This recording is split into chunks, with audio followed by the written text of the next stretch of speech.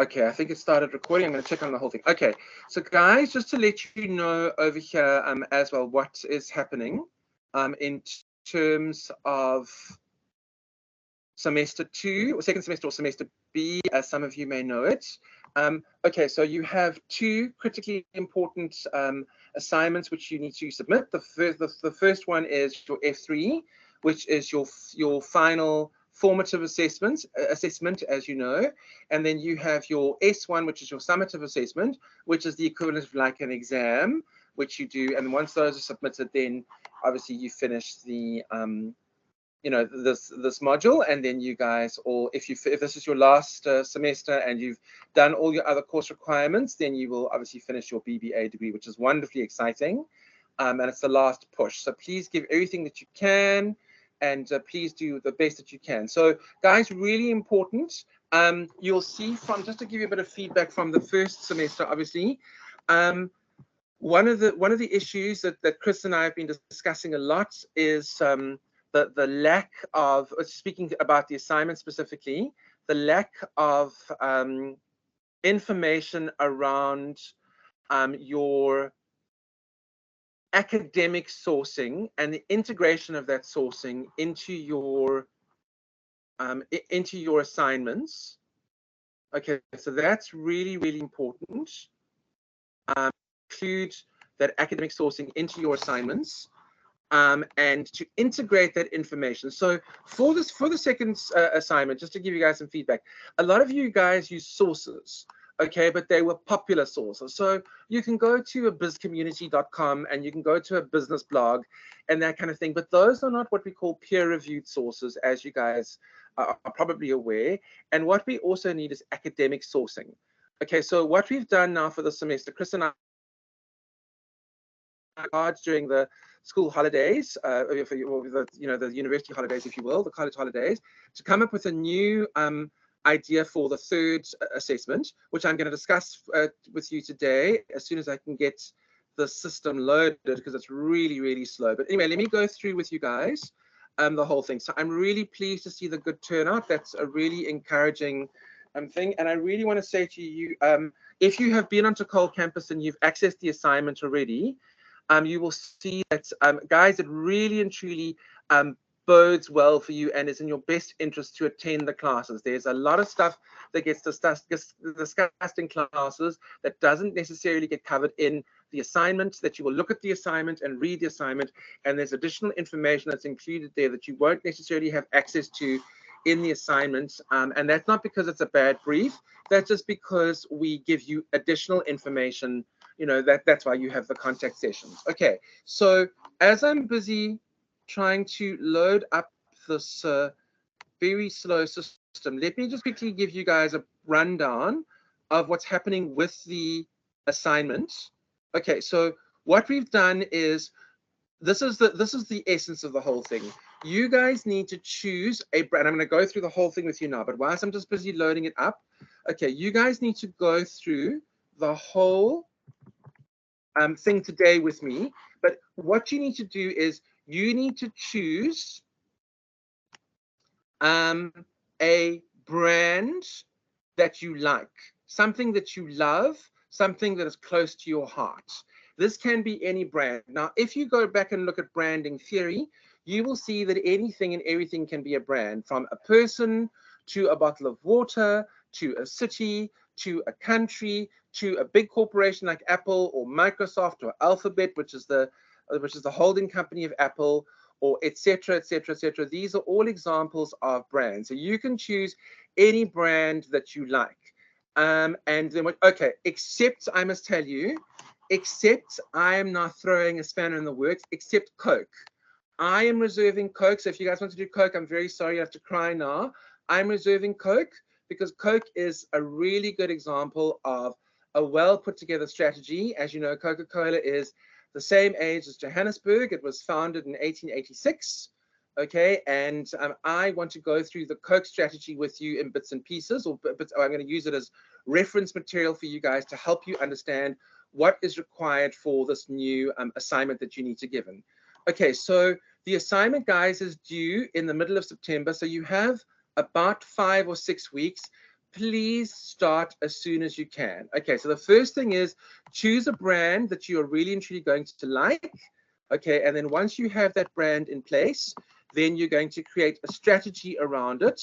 Okay, and that's what we're going to discuss today. Okay, so I'm trying to access the system now, and then what I'm going to do is I'm going to switch over to sharing. Okay, and I'm then going to go through the assignment with you. But that's the first thing. So what you're going to do is Rob, yes, Chris. do you want me to share it? That would be great. Thank you, Chris. I'm Okay. battling to get it open. That would be awesome. Thank you so much. I would appreciate that. Thank you, Chris. Okay, cool. Let's do that. Okay, there it is.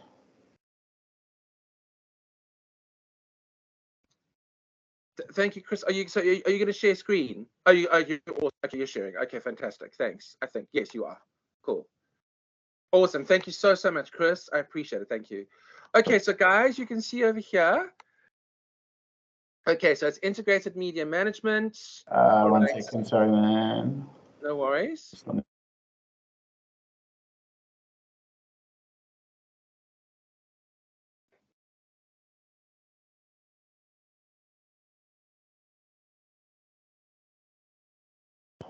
Hello? Can you hear me, Chris? Yeah, I'll just mute Can I go for it? myself. Go for it, go for it. Okay, awesome. Okay, guys, you can see over here. All right, so the submission window, we're just going to look down. The submission window to submit your presentations will open from Saturday, 16 September at 8 o'clock and will close on Friday, the 22nd of September at 23:59. Okay, so live presentations will take place during class during the week. Okay, Chris, is it just please, the students are going to submit their assignments at the same time as they present them, or do they need to submit them the week before? No, it's the same week. So okay. So that week during class will be the actual presentations, and then also during that week to submit the Okay, awesome. Okay, great. Thank you. Yeah. Awesome. Okay, cool. Thank you so much. Chris, can you please scroll down to the brief for me? And then I'm going to brief. And Chris, please feel free to jump in if you want to. You're welcome to, All right, so guys, so Chris and I came up with this thing, and we looked long and hard at how we can sort of make it interesting and exciting whilst also, killing many birds with one stone. Although I'm not a fan of killing birds. Obviously, I'm quite the animal lover, but as we say, we use the expression. Okay, so you can see over here, select a brand if you're choosing, a brand that you really love, one that you admire, or one that you can see is struggling and needs marketing help. There are no restrictions or limitations. You can choose any brand that you like. Okay, and here are some examples. Okay, so guys, you can choose a tech brand, Apple or Google, a soft drink brand. Okay, so unfortunately, you can't do Coke anymore. I'm going to be going through some bits and pieces of Coke with you guys. Okay, but you can use any other brand. You can use a sub-brand of Coke. Fanta is done by Coke. And those things. Appetizer, I don't think is done by Coke, but Coke has a lot of additional brands as well, especially depending on which country you're in. Okay, a person brand, you can see Tina Turner, Joe Biden, Nelson Mandela, Queen Elizabeth II, Beyonce, Aristotle. As you can see, they do not have to be alive. It can be somebody who's already passed away. A country brand, America, South Africa, Japan, Australia, South Korea, North Korea, if you really want to, Kim Jong-un, or can do with all the help he can get. A city brand, Cape Town, New York, Shanghai. A luxury brand, Gucci, Dolce & Gabbana. An alcohol brand, Amarula, Jack Daniels, whatever. You can choose whatever you want. It doesn't matter. Okay, a car brand, Porsche or Lamborghini or BMW or Mercedes or whatever you want to. A media brand, BMH Radio, SABC, Netflix, DSTV. Pick your choose your pick. It's entirely up to you. What I strongly advise you guys to do is find a brand that you really love. Something that you would go and study outside of the normal run-of-the-mill thing. So something that if you saw a YouTube video on it, you'd go and watch it. Something that you aspire to have, like Apple or whatever it is, any one of those things, or something that you really truly hope that one day you can procure, a company that you one day hope to work for if you got the opportunity, etc., etc., etc. Okay, so any one of those over there. Okay, then you can see now create a comprehensive integrated media management strategy around that brand using the 5 elements of the marketing communications mix, which, as you can see, are advertising, PR or publicity, personal sales, sales promotions, and direct marketing. Put your strategy into a PowerPoint presentation or any other. If you want to use one of the other things, if you want to use you know, I know there's some other like a Prezi or whatever it is, it's absolutely fine. You can use any of those things as long as you convert it into a PDF, or if you can get Prezi to work when you do your presentation, you want to do live animated bits, things that move, you want to do a video, you're welcome to that as well, as long as you can get it to, you know, try and get it to work. So try not to have too much bandwidth used up, otherwise you might have a problem getting it to work, but you can do it in any way. And guys, at the beginning, let me say this over here, okay? It needs to be flashy. It needs to be wow. If I were working for any one of the companies that you choose, and I was sitting and I've sat in on lots of presentations, I've either done presentations to companies as service provider or been on the client side where I have listened to presentations from companies and I've then had to evaluate them. So I've done lots of these things. I can tell you right now that visuals and bling make a huge difference. So you don't have to, I'm going to go through the whole thing with you today. You don't have to break the bank. You don't have to go and get a graphic designer. You don't have to have a nervous breakdown. Have fun. This is supposed to be a fun assignment. So what we're doing is we're sitting down and we're creating an assignment that's supposed to be fun, that's supposed to be enjoyable. And if you engage with the material and you engage with the stuff, you will really enjoy the assignment and it'll really help you to move you forward so that we can, because remember, we have to assess you according to a certain number of criteria where we are saying to you, guys, are you able, can we confidently send you into industry as an integrated media management strategist and specialist, and would you be an asset to the company that you have been employed by to help them with their media strategy? So that's the whole thing. So we will assess you based on that media strategy. Okay, so you see me, put your strategy into a PowerPoint presentation and prepare a 20-minute presentation of the strategy, which you will be presenting live for this assignment. You'll be asked questions about your strategy once you have finished presenting it. So allow an extra 10 minutes for that at the end of your presentation. Excuse me. So guys, what we're going to do, excuse me, is we're going to try and limit it to 30 minutes per person. But if you happen to go over, you know, I don't want to put you under pressure to have to finish. And if the 10-minute discussion ends up being a 15-minute discussion, there needs to be freedom. I really want to hear your passion. And passion is a bad word because passion means suffering. Il pasiere, to suffer. It means suffering, but there is suffering in the pursuit of your highest values. So I really want to see and feel your passion come through for the brand that you want to promote.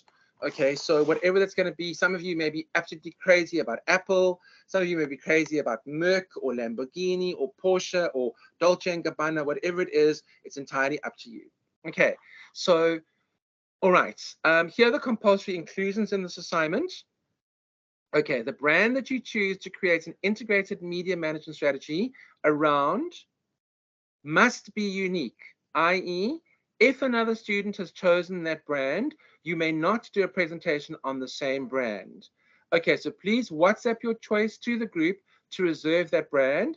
This will be done on a first come, first serve basis. So guys, let me just finish over here. To be considerate to other students, you may have 1 week after the assessment is briefed in class to change or alter your brand and choose another one. After that, all choices are locked and final. Okay, so whatever brand you decide to choose, please WhatsApp it to me. And if you decide, you say, I've already dibsed Coke. Okay, if somebody decides that you want to choose Porsche, then you have Porsche. You have 1 week to change it. If you then change, but you can't then choose somebody else's what they've already chosen. Okay, if you then decide you want to choose it, you want to change it, you can change it, but you can't take one of the other person that's already chosen that brand. You can't take their choice. If you then decide to relinquish that choice and then somebody decides they want to take your choice in place of you, that's fine. But the idea is that every student will choose an individual brand to present. Okay, so if Dennis, okay, let's say Annalena decides she wants to do Apple, Dennis decides he wants to do Samsung, Lindiwe decides she wants to do Dolce & Gabbana.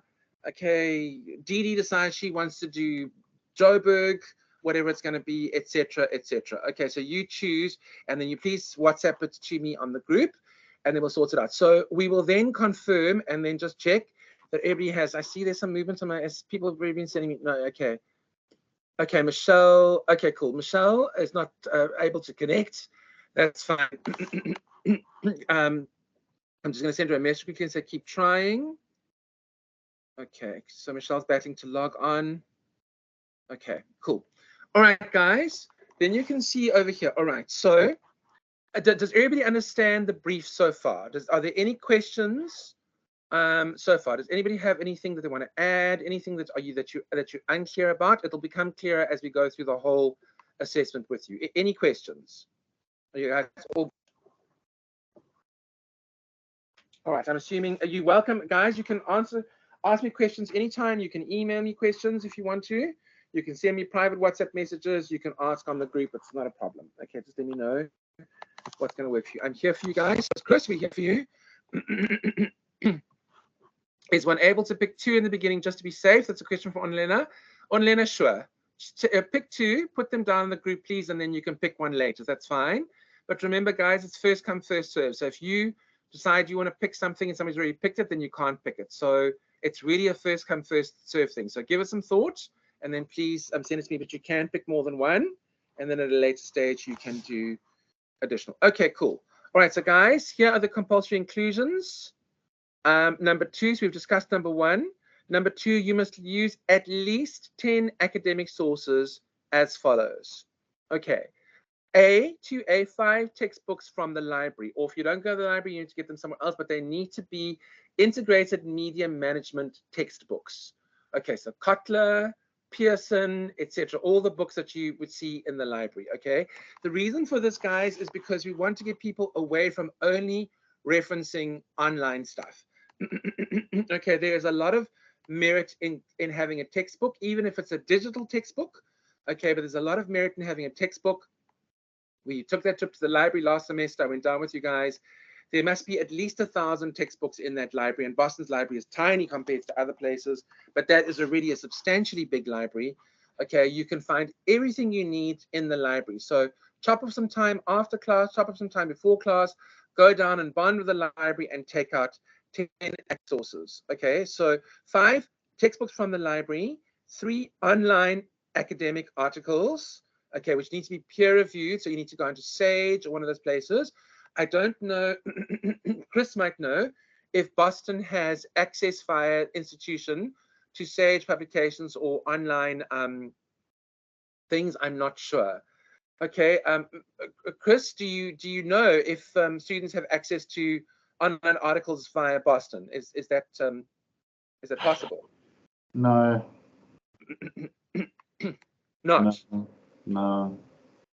Okay, but guys, if you remember, so they're like kind of like we're doing with the research project. You're using the free stuff that would come up on Google Scholar. Otherwise, if it is something that you find that you don't have access to, you can let us know and we can use our internal networks and ways of doing things to help you. If it's something that's kind of perfect, but you don't have access, we can see what we can do. Stunning. Thank you so much, Chris. That's great. Guys, also, Chris did a really good video last semester. You'd have to go and look for it, but he will be able to, and I think Chris also wants to do some more stuff with you on that. Chris was able to, when he did those videos last semester, when we were looking at assignment at the second assignment, he actually went and found a whole bunch of really good sources and put them into his mock presentation that he then, or his mock assignment that he then uploaded as a presentation.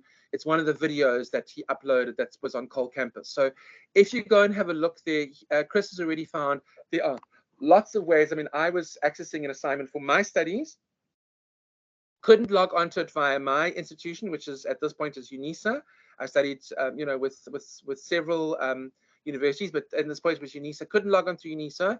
Typed it into Google and was able to get a PDF document that just came up on the system anyway.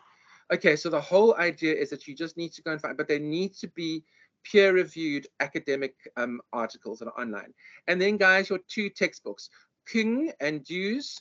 Okay, they are wonderful resources. They've got lots of information. They're specifically prescribed for this module. So please, you have to use those over there. Okay, so let's go on and move on then to point number 3. You may use more than 10 sources if you like, and you may also use popular and business sources, but these must be in addition to the above 10 academic sources. So guys, some of you guys for second assignment and for in the first semester, use some wonderful sources. There was some great information that came through, but if it's not academic, it's only half the work done.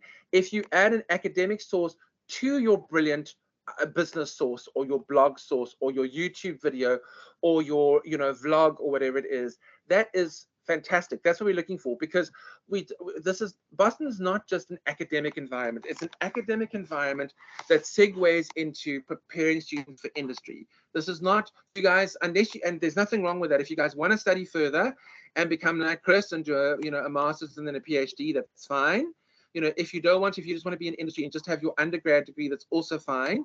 But the idea is for you to be able to integrate this information properly. And once you start to do it more and more and more, you'll see how it really opens your mind up to new fields of interest. So if you go back and you go and have a look at the detailed feedback that I gave you on your assignments for F2, you'll see that I specifically said to you guys, wonderful sourcing, but it's too much popular. There's not enough academic sourcing, or there's not enough things over there. So we're going to go through that again. We're going to hammer that and go through that a lot this semester and really help you guys, because guys, it's also, as we're moving through these things over here, just to let you know, if you have a paragraph that you've written, okay, now this is also different and difficult because now you're doing presentations. So I'm not expecting this to be hugely dense. You're not creating a 10-page document with lots and lots and lots and lots of writing. So what you're going to do is you can have a slide, okay, whatever it is, with page of writing, but this is not, but it's not going to be like the presentation in the second presentation, the second assignment, not presentation, second assignment in the first semester. So, but you still have to be able to integrate the sources properly, pull all the sources together, and you need to be, and when you make those connections, I promise you, it will light up and ignite new synapses in your brain, and it'll fire off and twig off things and really help you to become smarter. And you'll also really impress the people that you need to, in terms of the assignment, which is obviously, Chris and I are probably going to be marking it together. And really, guys, what I'm looking for a combination of academic and a presentation, where if you had to come to me and present your strategy to me in a company, I'd want to say, oh, they're hands down the best company, even though they're more expensive. Or if it was 3 companies that were presenting a presentation and they were all approximately the same, then what might happen is we would say, okay, well, we'll go for the cheapest company, the one that we think offers the best value. Not always. In some cases, it might be the more expensive company that we feel offers added value. Okay, so I hope that helps you to understand it. Okay, so guys, point number 4, please provide a list of sources used on the class WhatsApp group. So the reason, guys, why I put this in over here is because, and we've now made this, we just altered it very, very slightly. If at all possible, I didn't want you guys to use the same sources as what you had used. So in other words, if a student uses Kotler and Armstrong, I wouldn't want another student to also use Kotler and Armstrong. So Chris and I discussed it, and Chris rightly felt that that could be limiting, because what happens if you find this perfect source and it's a perfect quote from Kotler and Armstrong, and it is, whatever it is, and then you can't use it because somebody else is already using that source. So that made a lot of sense. So we decided to amend it slightly. So what we're saying now is you can use the same sources, but here is the big caveat, the big but, the big if, the big what, the big warning. If there are 2 students who present 2 assignments, okay, and they both have exactly the same sources, that is going to be a red flag, because that then creates the impression that students worked together. Guys, these are individual assignments. These are not assignments that can be done in groups. Okay, if you want to help each other as a support group, you can, but you can't be sharing unless you all get together and go find 100 sources and then dish them out. There's nothing I can do to stop that. But I just want to let you know as well too, and so don't feel alone. As I said to Chris yesterday, yes, I was recently accused of self in my one of the assignments that I submitted for UNISA, and I went and had a look at their rules and requirements. Self-plagiarism is when you take one of your own assignments or one of your own pieces of work and recycle it and use it in a new assignment. And the lecturer said, no, that's self-plagiarism. Watch it. If it happens again, you fail. So just want to let you know, I also got into trouble for it. It's very easy to do. I was quite shocked that he even picked it up. Not that I was trying to hide it from him, but I honestly didn't know that it was an issue. But self-plagiarism is, you know, in that instance. So if we have, the point I'm trying to make is if we have two students who use the same 5 textbooks and the same 3 academic articles, then the assumption is going to be made that you guys, you know, use them together, in which case then it's not an individual effort and you will be penalized for that, okay, quite severely. So please guys, don't use that. If 2 students end up using the same source and it's a 1 or maybe 2 sources are similar, that's absolutely fine. If you use the same source though, and it's the exact same quote from the same source, so it's Kotler and Armstrong, mention that the 5 elements of the marketing communications mix are whatever, and it's the same page and it's the same reference, that's also a red flag. Okay, so please be careful if you are going to be using the same sources, whoever is using the same sources, you please make 100% sure that you're not using the exact same reference in the source as they are the page and the exact same information from the source. Otherwise, that's going to be a red flag. We're like, oh, students are working together. This is an individual assignment, guys. We want to test you on your own merits. Okay, so any questions so far? Are you guys all with me so far? Any questions? You can stick up your hand if you want to and ask me a question if you want to. Okay. All right, guys. Your sources need to be presented during your presentation, i.e. show the textbooks that you have taken out of the library, hold them up during the presentation. You may be asked to open the textbook during the presentation, read the quoted source, and explain it in the context of your strategy and the justification for it. So literally, guys, I'm going to say to you during the presentation, okay, Onlena, let me see your 5 textbooks, please. And you're going to show them to me, hold them up, and say, okay, there's the one, there's the other. You're like, Rob, isn't this a bit draconian? No, we want to know that you guys all have taken textbooks out of the library and that you've used your own textbooks, that you've got these textbooks. And then I'm going to say to you, okay, so on your presentation, in your presentation on page 5 or on this over here, you have said, for example, that Dolce & Gabbana has relied on its brand legacy because it's a well-established international fashion brand. It's used its brand legacy in order to bolster its brand. And what it's done is it's used the brand legacy in advertising, that element of the marketing communications mix. X source, and this is one of your online sources, states that using brand legacy to build on the brand is really essential to ensuring that the brand has longevity. Wonderful. That sounds fantastic. Awesome. Thank you so much. Now, where did you find that information? It's over here. This is the source that I got it from. Okay, please show me in the article that you read that you're quoting from. Where, okay, there I see. Okay, so source X, that's what they said. You've now linked it to, and you've now integrated it into the into your presentation. Wonderful. And then you've contextualized it and explained to me how that source is relevant to your presentation and how it's going to help this brand. Okay, so guys, in the case of where the brand is a very successful brand, you'll just be reporting back on how the brand is successful, how the brand has used its things, and you might make a recommendation or 2, but you won't necessarily be making recommendations. You might, but you might not, okay? If the brand is a struggling brand that you're really passionate about, that you feel strongly for, like let's say you take the SABC.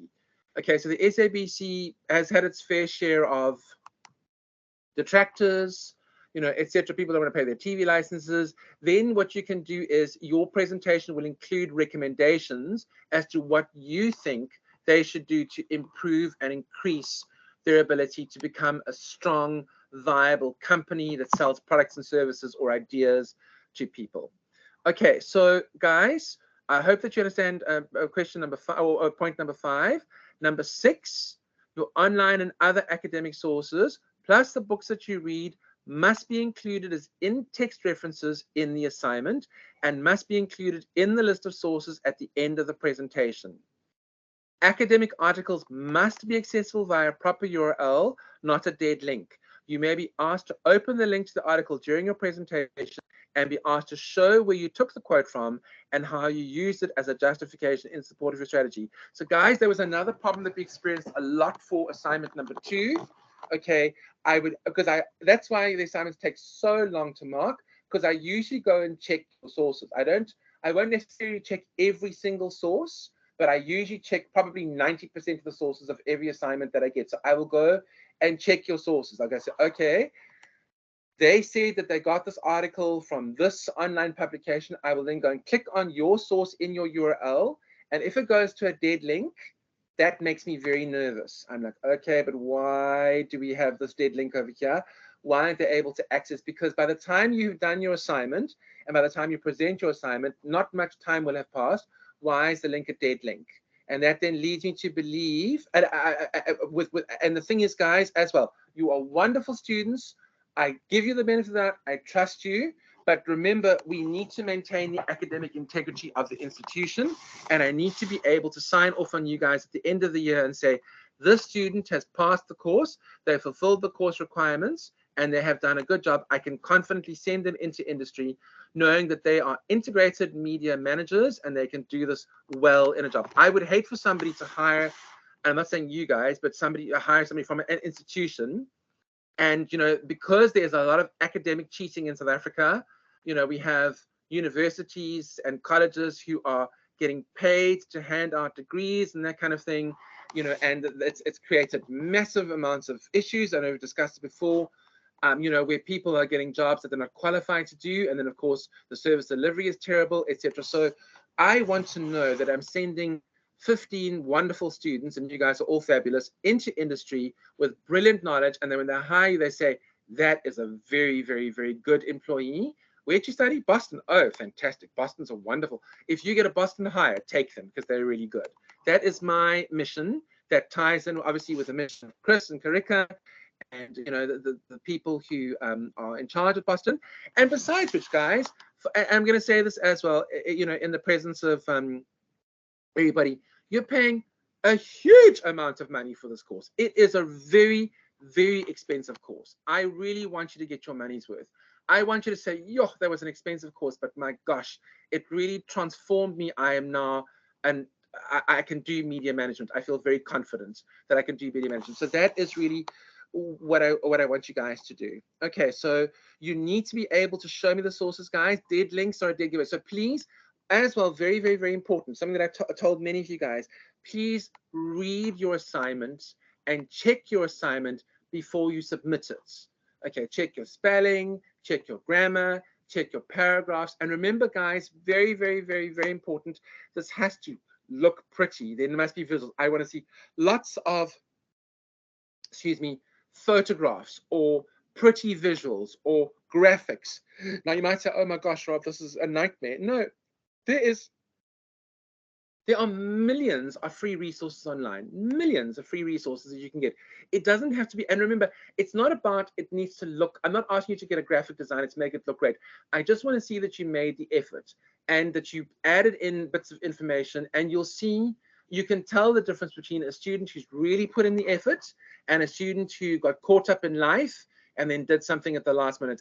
Whenever it happens to me, and I'm still like that as well, I always curse myself and say, why the hell didn't I get started early? And then I'm like, oh, I was busy, or I had work to do, whatever it is.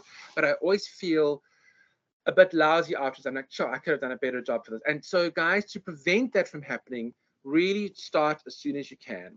Okay, so point number 7, you need to present your assignment as a PowerPoint presentation or another application. If you prefer to, you can use Prezi. Okay, guys, if you want to include video, use video. If you want to convert your whole assignment into a video, do that. I don't mind. It's fine if you know how to use, video editing software. You can do that as long as you meet the course requirements. You must be able to quote your sources. Your sources must be included with in-text referencing in where you do have writing. Okay, and then obviously you must have your source list at the end with proper referencing according to the Harvard method.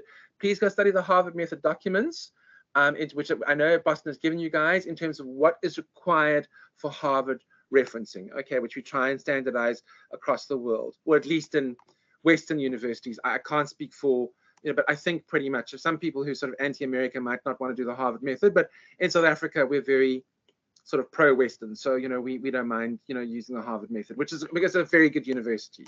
Okay, so, all right, guys, so it has to be presented online in PDF format. I'm not absolutely, it doesn't have to be, but the thing is, if you're battling to, to get it going, or you're battling to, fire it up, or, you have a bad bandwidth, or you have a bad connection, then like, for example, with me today, I'm battling to open things. Okay, then don't have a nervous breakdown. If you did do a Prezi, we'll then just say, okay, look, you'll have to then present it again tomorrow, or you have to present it at the end with others if you run out of time. So don't panic if something goes wrong and, your YouTube videos want to open, or whatever it is, that's fine. But if you sense that it's going to be, try and keep it as simple as possible. Don't go crazy, with Prezi or with Canva, or, one of those things, that's going to cause you to, your whole system to crash, and then you can't. So if it happens, don't worry about it. Then just, come and do it again tomorrow. But if it keeps crashing and it crashes again tomorrow, then you're probably going to have to convert your assignment into PDF to make sure that it doesn't end up crashing, again. So we're going to have to see how that goes. But I don't want to limit you. If you really and truly want to do YouTube videos and do a presentation with moving parts, etc., there's quite a lot you can do these days on PowerPoint that's got sort of moving bits and pieces. If you want to do that, that's absolutely fine. Okay, so at the time of your presentation, we need to discuss the sources that you used, show the sources that you used, and argue for the integrated media management strategy that you're proposing. Okay, so guys, again, the subject is integrated media management. I need to know that you can seamlessly work between old and new media and work between the elements of the marketing communications mix, okay, and that you can do. So let me give you an example that I don't want to go into too much detail today. Okay, but let's have a look at Coke as the example that I'm going to be using with you guys. Okay, so Coke sponsors American Idol. So you have your little presenters, or the judges sitting there, and they're all sipping Coke. And of course, because they've all got beautiful bodies, they're not actually sipping Coke, they're sipping water. It's been discovered that they've actually been sipping water. Okay, but they've all got the Coke thing presented there. So now you can see over here as an example. Is this an example of advertising? Or is this an example of a sales promotion? Or is this an example of a promotion? Is it an example of personal sales? Okay, is it an example of PR?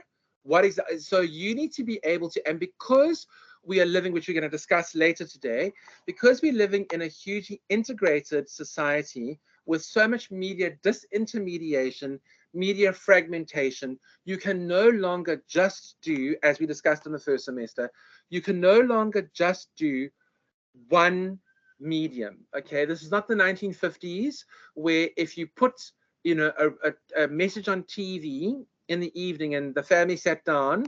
So very 1950s, the father went to work, the mother was at home cooking, they all got together, 2.2 children, and the 1.5 dogs, and the white picket fence, and they all sat down, and before they started watching TV at 8 o'clock for their TV dinners, they all saw an advert for Milo, for Nestle Milo, okay, and they all saw the advert, and because in those days there was one TV station, and everybody sort of had the same media patterns, 80% of the market would see a Milo advert. You'd pay a fortune for the Milo advert on TV, but then you see a massive spike in sales.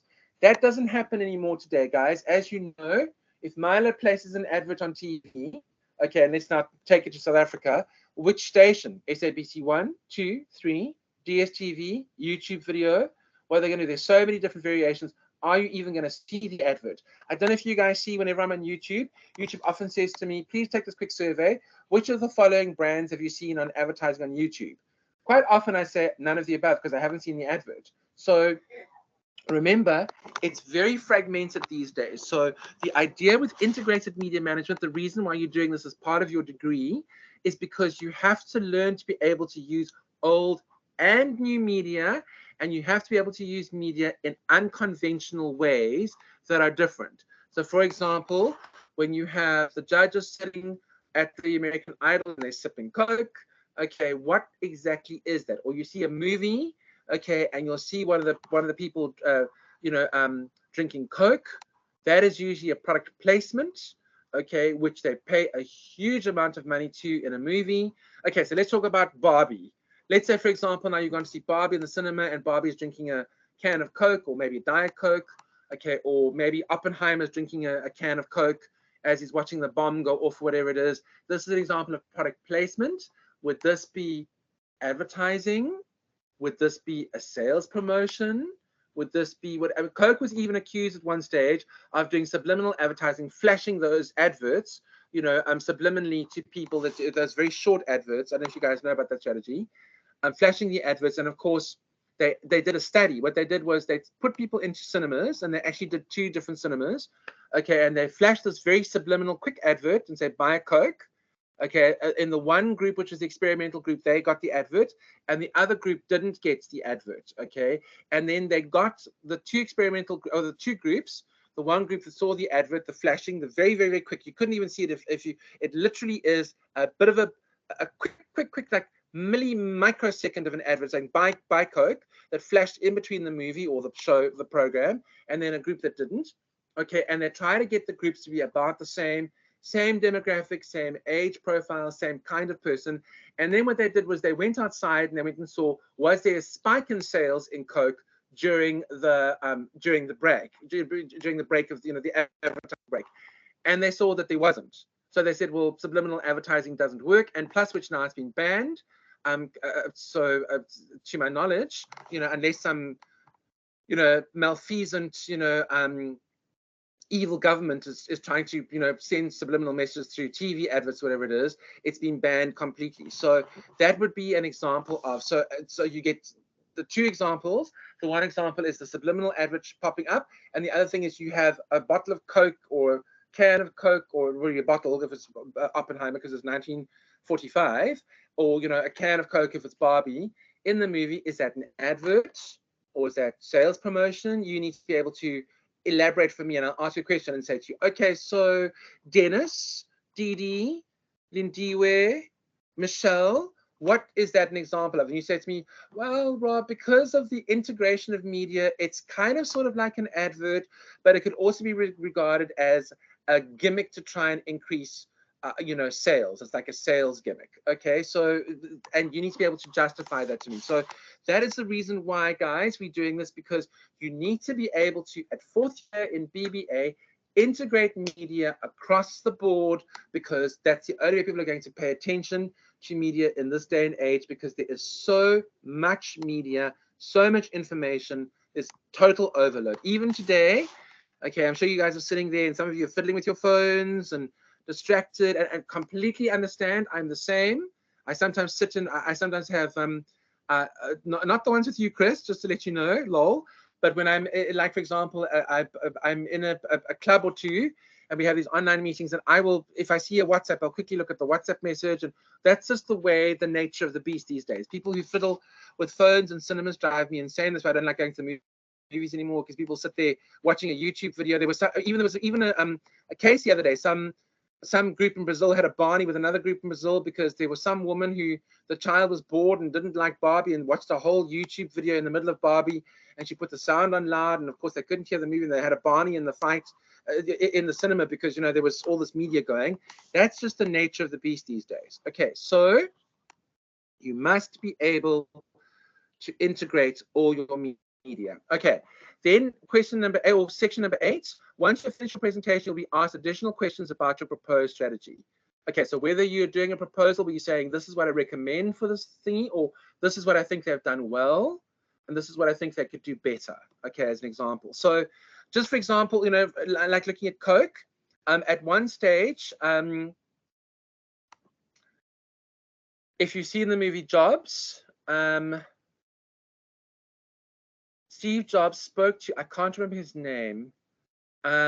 He hired the former marketing manager of Pepsi, because Pepsi was trying to take on Coke in the 80s. That's why they had the Cola Wars. Okay, and he hired Pepsi, the guy from Pepsi, and it didn't work out. He eventually fired him, or he got Steve Jobs fired because Steve Jobs was bloated off the board of his own company, Apple, back in those days. And he said to the guy from Pepsi, do you really and truly just want to spend the rest of your life marketing sugary water? That's what he said. So, for example, if I were doing a Coke presentation, I might turn around and say, well, there could be more important things to market than Coke. It would be more important to market PETA, which is People for the Ethical Treatment of Animals. It's a group that's based in the US, because that's obviously looking after animals and protecting, dogs and cats, and making sure that, we slaughter animals humanely if we eat them, and so on and so forth. That's a far more noble cause than marketing a soft drink. Okay, but again, Coke's been around for 138 years, I think it is, and so 137, and so but that would be a recommendation. So, and that's how you'd have Coke for a cause. People would say, well, how do we turn a soft drink thing into something that also helps other people? Okay, and that's something you can also include in your presentation. You could say, for example, what is their corporate social investment angle and how they tie that into media? Okay, right, guys, point number 9, very important. Your presentation must grab the eye and look appealing. Use of images, graphics, color, sparkle, and bling is a necessary requirement. So get creative and go to town. Now, guys, I can honestly tell you, all the students who submitted their stuff for the third question for F2, which was that presentation on should I do a blockbuster strategy or should I do a niche strategy, there wasn't a single presentation that had enough bling. Some of them were not too bad, but you'll see the marks were quite low because there really and truly wasn't enough bling. I didn't get any bling, and that was something that was discussed in detail in the classes that we had. I said, guys, give me bling. So please, please, please. Okay, you'll see over here, an ordinary PowerPoint presentation is not going to impress here. But I've also added note to concerned students. You do not need to hire a graphic designer or have sleepless nights over this element of the assignment. There are billions of free images online that can be used to make presentations look appealing and eye-catching. Students will be rewarded for the effort they made, not the final outcome. So guys, if I can see you made an effort, okay, and your system crashed, and whatever it is, and you're having it's about the effort that you made. If I can see that you put together this phenomenal presentation, even if it looks a bit rough around the edges, okay, but I can see that you've done the inclusions, the necessary inclusions in terms of your academic sourcing, you've integrated your sources, there's no reason why you can't pass this assignment. This is not to make your lives more difficult. This is actually designed to make your lives easier. And it was approved by Chris, approved by Karika, so it has the blessing of Boston. I think it's a fabulous assignment. I really, truly do. So I hope that you guys would enjoy it. Are there any questions moving forward so far as we move towards the note on plagiarism? Any questions so far? You can either ask or you can drop a message in the chat. All right, guys. Barring that, let me see if there's anything on the WhatsApp group. Okay, my CD still can't log online to access the group app right now. The link is telling me that it's links valid. Okay, shame. So my CD still can't access.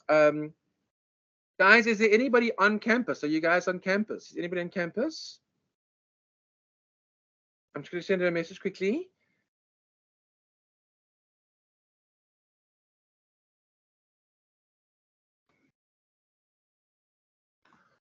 Okay, I'm going to send her a message. I don't know if anybody's on campus. Maybe she can join one of you guys on campus. I'm not sure. Okay, so Matsidiso's battling to log in.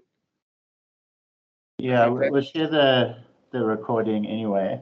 And then also just to let you know, Rob, we've got power out here at 2. So at that point, you'll lose my shared screen. Okay, cool. Thanks, Chris. Okay, so what I'll do then is I'll switch over to mine. Thanks, Chris. I've got power out at 4, so it's probably going to be quite a trying afternoon. Michelle, okay. Okay, so Michelle sent me a message, but Michelle, I think, sorry, about IMM Matsidiso. Michelle, I think you're in the group, hey? So I'm going to leave a note here. I think you are already online.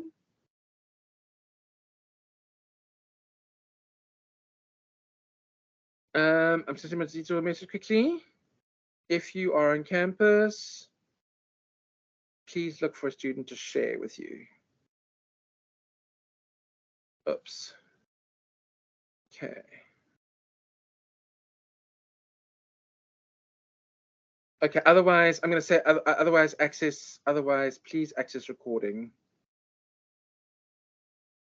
Okay, cool. All right, thanks, guys. So I just want to speak to the students who are batting to log on. Okay, so moving along. Thanks, Chris. Note on plagiarism, guys. This is an individual assignment.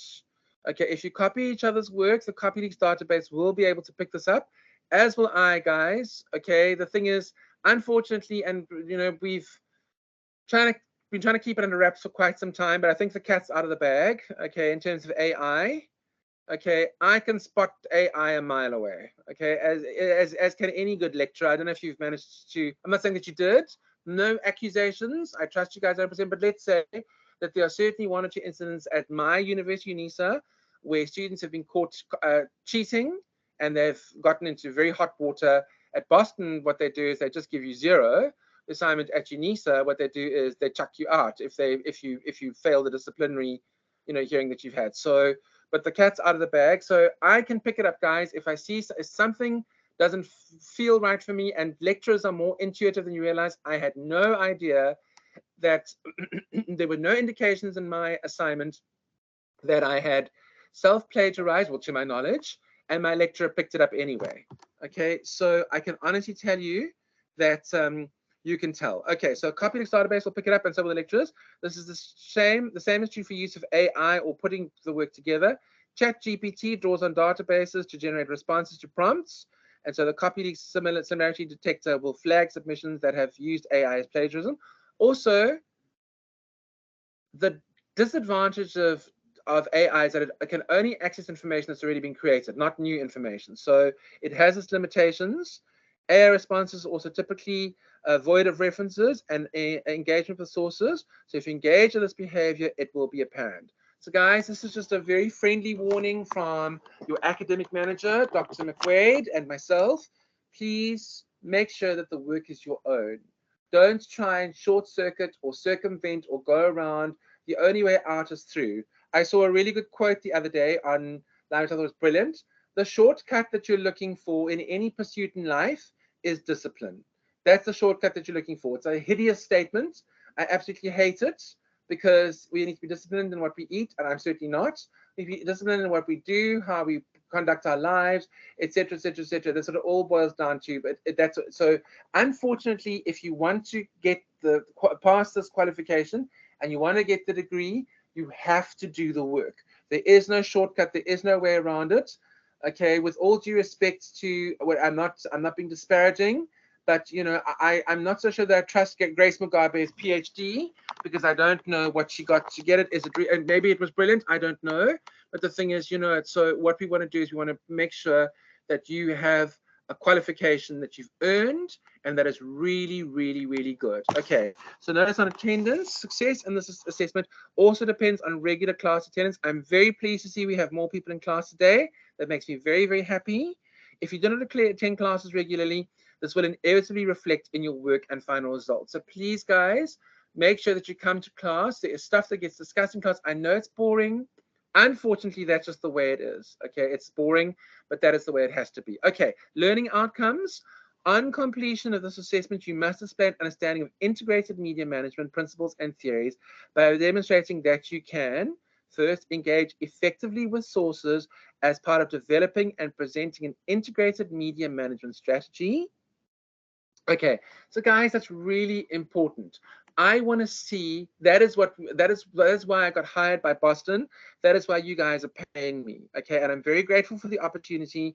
I'm very grateful to be working with you guys. I consider it a privilege, an honor to be working with you guys and to be working with Chris and Boston. Okay, it's really important that you are able to put together a strategy that shows that you understand the vagaries and vicissitudes and the ins and outs and the ups and downs of integrated media management. What works, what doesn't. Okay, and in some cases, if you have a look, okay, and let's again refer to Coke.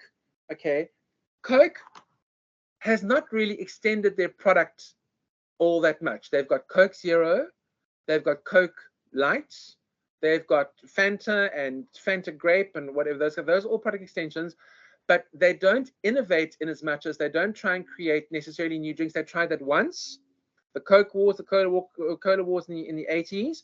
just to let you guys know, what happened was Pepsi did some blind taste tests with people, and people tasted Pepsi and not the Coke. And Pepsi said, well, people enjoyed the Pepsi more. They thought the Pepsi was sweeter, that it had a nicer taste. And of course, Pepsi created a campaign around this whole thing and said, oh, see, Pepsi's obviously superior. Then what they also tried to do in the 80s as part of the Cola Wars is they used Michael Jackson and Madonna to promote Pepsi, both horribly failed campaigns. Michael Jackson's hair caught on fire. He got burnt badly on stage. Madonna turned hers into a glorified opportunity to promote videos that showed off her lasciviousness and her sexuality and that kind of thing, which is all fine. I'm not dissing her as an artist. I think she's a fabulous artist, but it really wasn't what Pepsi wanted. And of course, that ended really badly. But the worst thing is then Coke reacted and said, because they'd done these blind taste tests, and people said, oh my goodness, Coke is now going to lose market share because Pepsi's nicer. And they started and they brought out a new product called New Coke, which they introduced into the market, which was an abysmal failure.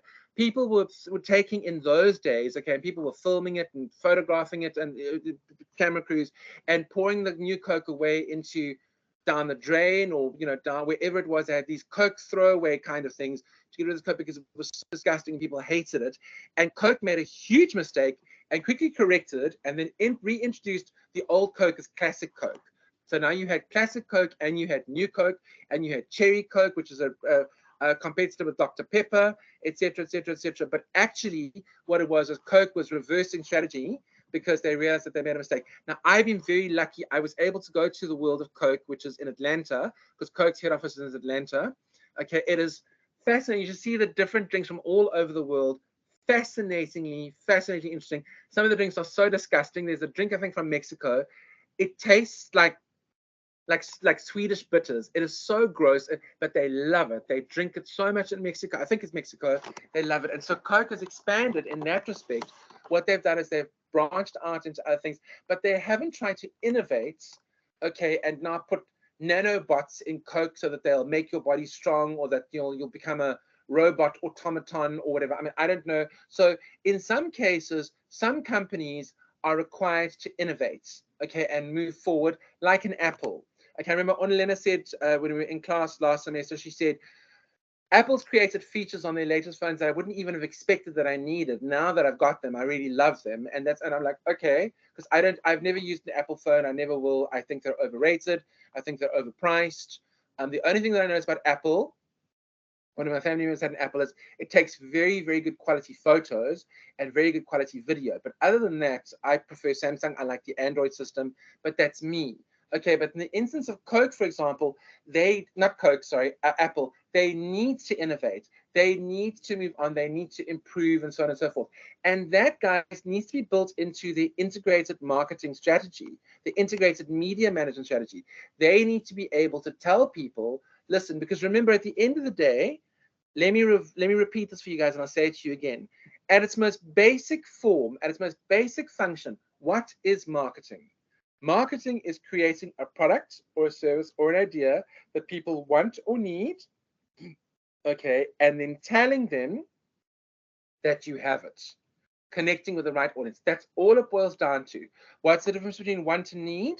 Well, I need to eat some food because of Maslow, because I need to eat. If I don't eat, it's a biological imperative. I'm going to die. I need to drink something. What do I want to eat? I want to have a burger. I want to have a pizza. I want to have a salad. I want to have a chicken burger. I need to drink something. Okay, well, water's a good option, but what do I want to drink? I want to drink a Coke.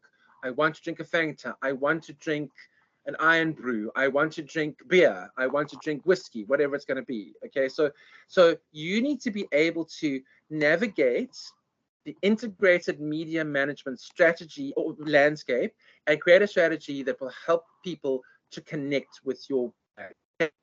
So apply the marketing communications mix is the second point as part of an overall strategy for integrated media management. Okay, clearly and effectively communicate a strategic line of argument as justified by relevant academic sources. Using academic texts, plan and propose workable ideas for strategic brand management. Okay, so that's all good. Chris, can you scroll up for me a little, please? Thank you. Okay, okay, so I plan to produce a well-written body of work that adheres to the instructions in this brief. And please, guys, pretty. It must be pretty. It must have beautiful graphics or lovely images. It doesn't have to be done by a pro. I just want to see, it can't just be a bland, blah, Microsoft Word presentation. Not Word, sorry, PowerPoint presentation that's not going to cut it. Okay, you're going to lose marks if it just is boring, if it's bland. And then also, a combination of a pretty presentation with your awesome presentation skills is what's going to help you. And then, of course, obviously, having your academic sources is what's going to make it look pretty. Okay, so guys, write English in a grammatically correct manner, as well as understand the language from both a conceptual and contextual framework, and then adhere to academic referencing conventions. Okay, so let's have a look, guys, at your mark criteria, your mark breakdown. Okay, so guys, use of 10 academic sources, 5 textbooks, 3 academic articles, 2 prescribed books, King and dues, 2 marks each if you use these sources correctly. This is an easy 20%. Guys, if you do this, it's 20% in the bag. So if you show me your 5 textbooks, your 3 online sources, your King and your dues, okay, and you've used those sources in your assignments, I have to award you 20% full marks for that over there. If you've used them as and you can show me that it's easy marks for jam. You can go and spend an hour, maybe not an hour, maybe it's a little bit too short, okay, an afternoon in the library and pull out the sources now, okay, and go and find the sources, and it's easy marks for you. All you have to do is use those. I have to give you 20%. Okay, so the chances of you doing badly in the assignment are already reduced by 1/5 because you've just done this simple task. Okay, so it's very easy. Please make the effort, go and find those academic sources, include them, and I promise you at the end of the day, your brain will feel like it's on fire, your hair will feel like it's on fire, you'll feel like you're dying, but you'll walk out of that, once you had a couple of days to calm down, you'll walk out of there and you'll feel this new, it's like building muscles when you go to the gym. It's painful, it's horrible, you've got to do reps, you've got to do whatever it is, levels of, weights. It's either going to be reps or it's got to be, the amount, kilograms of or pounds of weight that you're using, and your muscles feel like terrible. But after a few days, you start to have this nice buff bod, especially you guys, you're so young, you easily, quickly, lose fat and, build muscle mass, etc. Okay, and then you look good afterwards. So you will feel the end of this exercise, I want to die, I want to collapse. There is no way through that, guys, around that. You have to go through it. There is a way through it, was what I meant, but there's no way around it. You have to go through it. Ask anybody who's been in academia, ask anybody who's got a degree or 2 or 3. They've all had to go through that. It's a horrible, horrible set of events. Okay, but you have to do it, and once you've done it, I promise you'll feel better afterwards. Okay, next, correct in-text and source referencing in the source list throughout the assignment with proper source integration, analysis, synthesis, deductions, conclusions, recommendations. So that's 10 marks. Guys, we've discussed this a lot in detail, okay, in the previous thing. If you're still battling with us over here, please feel free. I'm available to discuss it with you guys. As well, if you send me your assignments in advance, so I would say by the beginning of September, I will look them over for you and say to you, this is what you're doing wrong, this is what you're doing right, this is what's good, this is what's bad, etc., etc., etc. Try not to leave it to the last minute. I know it's instinctive, it's intuitive, all human beings do. Try not to, because it's not going to bode well for you guys when you have to deliver the last thing. And think about it when you're doing your presentation and you're not 100% there, okay, and it's not what it needs to be, and then I fire off a question and say, okay, so students, show me your textbooks, please, and you haven't got them, then that's not good. It's not. So please, guys, it's tough. I know that you don't have a research class this semester. Apparently, that was a single semester class, so you have a little bit more time on your hands, as far as I know, unless you're repeating modules, whatever, which is possible. Please use the time wisely to go through everything and do your very best. Okay, correct use of English and grammar, and a neat and tidy presentation. British, not American spelling conventions. Guys, I'm fastidious about that. Please always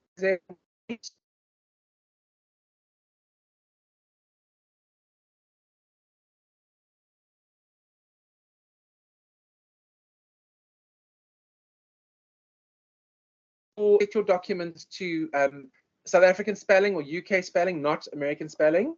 Okay, because we use British spelling conventions in South Africa because we are previously a colony, whether you like that or not, and all the issues around that, but that's what we do. Okay, so all right, when you go to the United States, say no, please use American spelling conventions. That's different. Okay, then you can see presentation of the assignment, both in terms of look and feel and in terms of how you present it. So guys, show me your bling and speak from the heart. And if you love the brand, choose something that you love. If it's not something you love, it's going to be very difficult to present it. Choose something that you love, something that you really and truly find fascinating, because then you will want to present it. So out of the overflow of the heart, the mouth speaks, and you'll get this great vibe going. And I don't mind, you don't have to not have any ums and ahs. I and ah all the time as I present, as you can hear. I fall over my words. I say things that are like, oh, I shouldn't have said that, or oh, crumbs, I said that already. I say, a lot. Whenever I listen to my messages I send to Chris, I'm like, hey, Chris, and I'm like, oh gosh, could I please stop saying, So we all have those things. Don't worry about that. I'm not asking you for a perfect presentation. Just let me get a sense of what you're doing and present something that I can see, okay, the student knows what they're talking about, they've understood the stuff, they've included the academics that are required. It's a pass. I would love to give you a distinction. I would love to. Nothing would make me happier. I get it's the easiest thing in the world to mark a good assignment. It goes so quickly. It's the most difficult thing on earth to mark a bad assignment. You got to sit there and tear your hair out and say, okay, now what exactly is the student trying to tell to me here? Why have they used the source? Go check the source, but this is a dead link. I can't check their sourcing. What? Hey, what are they saying here? And then it's a nightmare. So trust me, it makes it much easier for me if you guys love it and do it. I'm dying to give you guys distinctions. Okay, presentation, both in terms of look and feel and in terms of how you present it. Note to concerned students, you do not need to be a professional public speaker to excel in this assignment. Present your strategy as if you were having a conversation with a friend, but include your proposed recommendations together with your academic justification. Chris, please scroll down for me a bit. Thank you. This is all that is needed. Okay, so guys, you can see over there. Okay, so just do the best you can. Okay, and then afterwards, the discussion of the assignment after the presentation, including your strategic thinking, reasoning, and justification for your decisions. Note to concerned students, if you're presenting your strategy on an existing successful brand such as Coke, you can't use Coke anymore because I'm using it now to go through stuff with you guys. You may include some points of how the brand has already used integrated media management. Chris, please scroll down for me. Sorry, Chris, we're almost done. Trying not to bother you in future. Okay. All right, cool. So you may include some points of how the brand has already used integrated media management to achieve high levels of market penetration. In such cases, your analysis of the existing integrated media management campaigns plus your recommendations for further success will be taken into account. Your proposals and recommendations for helping the brand achieve strategic integrated media management success in the market will be reviewed. Okay, so guys, excuse me, that gives you the overview of the assignment. Are there any questions so far? We're still going through some more stuff over here. We haven't finished, obviously. We'll go through the stuff with you. Evidence requirements. This is an individual assignment that must be researched, written, and revised by you. You must keep a copy of your assignment. As you guys know, the assignment must include the completed cover page. Various sections of the assignment must be clearly labeled. In this case, it's really just only one section. Please use Harvard referencing. That's very important. Guys, suspicion of plagiarism will be penalized. You can see at fourth year, guys, if you send me back something, copy leaks achieves a percentage of more than 30%. I was surprised. Okay, I was surprised. Let me just say to you that there have been instances where there were students where there was more than 30%. And that's an instant fail. It's an instant 0%. That is the Boston ruling. There's nothing I can do. Even if you presented a brilliant assignment and it was an accident, whatever it is, that's the ruling. Okay, so my hands are tied there. Okay, so the following oversights will constitute plagiarism: copying words, images, music, video, footage, etc., produced by someone else. Okay. Sorry, Chris is scrolling. Okay, without giving credit to the source in text and in the list of references. Failure to put a direct quotation in quotation marks when in-text citation is provided for. Failure to include in-text citations where you've paraphrased the published work of someone else. And guys, again, let me stipulate this again. If you've got a paragraph and at the end of the paragraph in brackets, you have one source. This happened a lot in assignment 1 and assignment 2. So you've got paragraph, paragraph, paragraph, source A, comma, thingy, a year, and then page number, or source A and then year. Okay, that is not source integration, guys. That's one source at the end. It's not integrated. In a paragraph, you should have 2 or 3, at least 2 sources to compare. So while source A says this, source B agrees or contrasts with and adds by saying this, that's source integration. So to do it at the end is not source integration. What you've done is you give me a paragraph with one source at the end. That is not source integration. It looks like the whole thing's written only on one source. The other thing as well is if you have a whole paragraph where you've written stuff without a source, I'm assuming that's original work. Okay, and at undergrad academic level, we don't require original work. Even when you get to doctoral level, you first have to provide all your existing sources before you can do your justification of the new theory that you're presenting, that then needs to be approved by your examiners before it gets through. So, guys, this is not an article that you're writing for biz community where you can say whatever you want without quoting sources. You have to be able to provide a justification for why you're saying what you're saying. That's really, really important. Okay. Okay, so failure to include in-text citations where you've paraphrased the published work of someone else, which we've discussed.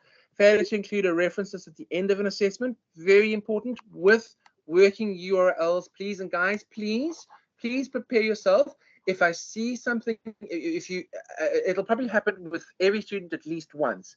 If you have 3 academic sources that you're quoting that are online academic articles, you're most likely in the assessment to get asked to open up one of them to show me where you got the quote from, okay, and show me how that applies to your strategy. Okay, that's really, really important. If you have any questions around that, please speak to me, or you can speak to Chris. Okay, but Chris and I have discussed this at length. We've been through it a lot, and we're very happy with the outcome, and we think it's going to be an awesome assignment. Okay, Chris, please can you scroll down for me again? Okay, providing incorrect information, fabrication about this, the source of a quote, the in-text citations. Okay, do not correspond directly with a reference list in more than 2 instances. Okay, you must assign and include the non-plagiarism declaration. Okay, if you don't, you will get marks taken off. Okay, as you can see, minus 10%. Guys, just also to let you know, I mean, in one of the assignments that I also submitted recently, I quoted 2 people, just to let you guys know. Okay, and the quotes were fantastic. They were really relevant. They were really, really good quotes. And my lecturer said to me, are these quotes from, did you get permission to get quotes from these people? Are these peer-reviewed people that you're speaking to that you can get quotes from? Because the quotes are great, but how do I know that you actually went and spoke to this person? And I spoke to both of them, but in this case, so don't feel alone. Don't feel like, oh, Rob, just a stick in the mud. These academic conventions are designed to help you and to help us. That's the burden of academia, guys, and that's what you signed up for, unfortunately. So, cool. Are there any questions? Because I know the power's going to go off. So, guys, what we're going to do is, okay, you can see over there, Chris has highlighted it for us. Saturday, the 16th of September, and then, of course, closing on Friday, the 22nd of September. We might not be able to do the presentations all on that Wednesday. That would be the Wednesday, the 20th of September. So you might have to schedule a different day. Chris and I are still going to discuss with each other how we're going to do that. If there is a specific time that you want to do a presentation, then please also in the WhatsApp, send me a WhatsApp and say, hi, Rob, I would like to book this time to this time on this day to do the presentation. So we know, obviously Chris and I still need to check our calendars to see when he's available, when I'm available, when you're available, etc. So when we can do the presentation, so we're not going to be able to present every single day. Most of them will happen on the 20th of September. But if there are instances where, we can't do them on that day, they might have to go into the evening because I also have evening students. Okay, and if you can't make it an evening student, Notando, you've got a hand up. Do you want to ask a question? Yes. Hi, Rob. Hi, Chris. How are you? Good, thanks. I just wanted to ask, are the presentations going to be in person, or are we going to do them during class, online class? You're going to do them during. I don't know that I'm going to be able to get up to Joburg to see you guys before then. I can't promise that I'll be able to get up there. So it's going to be an online presentation, like what I'm doing with you guys. But obviously, Mhm. at one stage, when you show me your sources, I'll need to see. You'll have to put your camera on, so I can see your source. And yes, they will be done online. Does that Okay. answer your question? Yeah, it does. Thank you. Cool. Anything else? No, that's it. Okay, cool. I don't know how to lower your hand. Okay, I'm gonna lower your hand. There we go. Cool. Any other questions, guys? All right, so we're gonna try and do most of the presentations on on Wednesday. But guys, if you think about it, okay, there are approximately 15 students, give or take. Okay, and there are 8. Thank you very much, Chris. I appreciate it. Thank you so much. That's okay. There are only 8.5 hours of contact periods on that day. So assuming that they're going to be, issues around, people who do are not able to make it, or something happens, or somebody's a bit late, or somebody's presentation, goes offline, or whatever it is, we can't guarantee that everyone's going to be able to present on that day. So Chris and I are still discussing what we can do in terms of the whole thing, but for the most part, most of the presentations will hopefully be on that day. We might have to start earlier that day, class, but actually I can't really, because I have another commitment on a Wednesday morning. So we're gonna have to see how we can work that out. But don't worry, Chris and I are in constant contact, and we'll let you know how it's gonna work. But aim for the 20th, and then if Chris is available, we can possibly already start on the Monday, if he's available, because there's a good chance that he's going to be, listening to presentations with me. That was, because he has great insights to add, and then we can sort of, compare notes and that kind of thing. So it's great, because it's also sort of like a form of moderation, although the sound still would need to be moderated afterwards. Cool. Any other questions? Okay, guys, so I don't know how you feel about this. I hope, and it's wonderful to see a good turnout today. There's still quite a few students missing. But that's okay. Students must do as they see fit. But it's very, very good to see you guys in class. I believe that you guys are very committed to your studies, and I'm looking forward to working with you guys closely in the second semester. Okay, so guys, what we're going to do now is, I know that the system's about to collapse. Some of you might lose your connections and stuff. We're now going to go through the second part of today. If you look at the student outlines that are included on Cole Campus, you'll see that we wanted to discuss the assignment, and then I want to go through with you guys again the elements of the marketing mix and how that segues then into the marketing communications mix. Because as you put together your assignment, you need to have included each of those elements, and you need to explain to me, even if the company that you choose does not, for example, have personal sales. Like, for example, Coke, just choosing that. Coke doesn't really have personal sales. They don't have personal sales with regard there and go, but they work around that, and I'll explain that to you, in the coming weeks, how they do sort of a workaround, and how they actually get people to promote the sales and do sales for them. They still have a sales strategy in place. Okay, so great. Guys, is there anything else? Is there anything else? There's probably going to be a bit of a drop off now because of the power going off. But I'm then going to switch over to, so I'm going to share. I'm going to switch over, and just give me a minute. I think let's wait until the system switches over. I'm then going to start to share screen with you guys and go through with you the elements of the marketing communications and the marketing mix. Those notes have also been uploaded to Cole Campus. Chris uploaded them for you. Thank you, Chris, for that.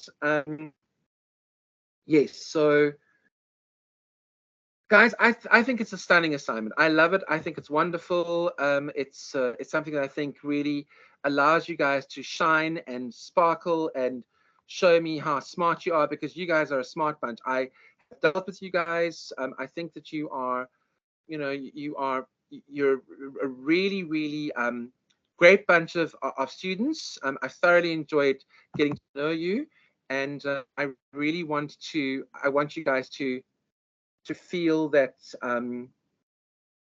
you're really getting your money's worth in this class. Okay, so guys, I'm going to switch over now. I think I'm just wait for a minute. Well, let me switch over anyway. I'm just sharing, guys. Okay,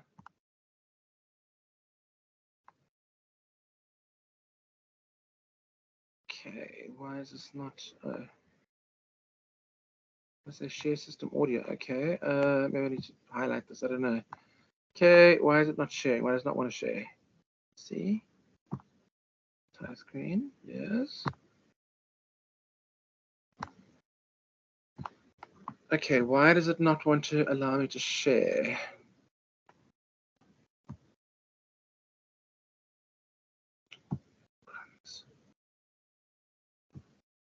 Okay, let's try again.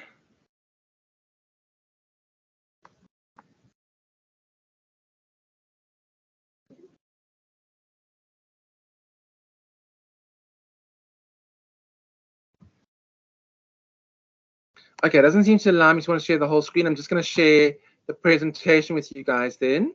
This one over here. Hopefully it'll be okay. All right, guys, are you all still with me even though the power failed Boston? Because I know there's a generator that's kicking in. Can you all hear me? Can you all still see?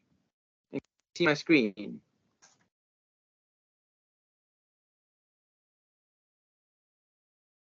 Okay, cool. Thanks, Notando, for the update.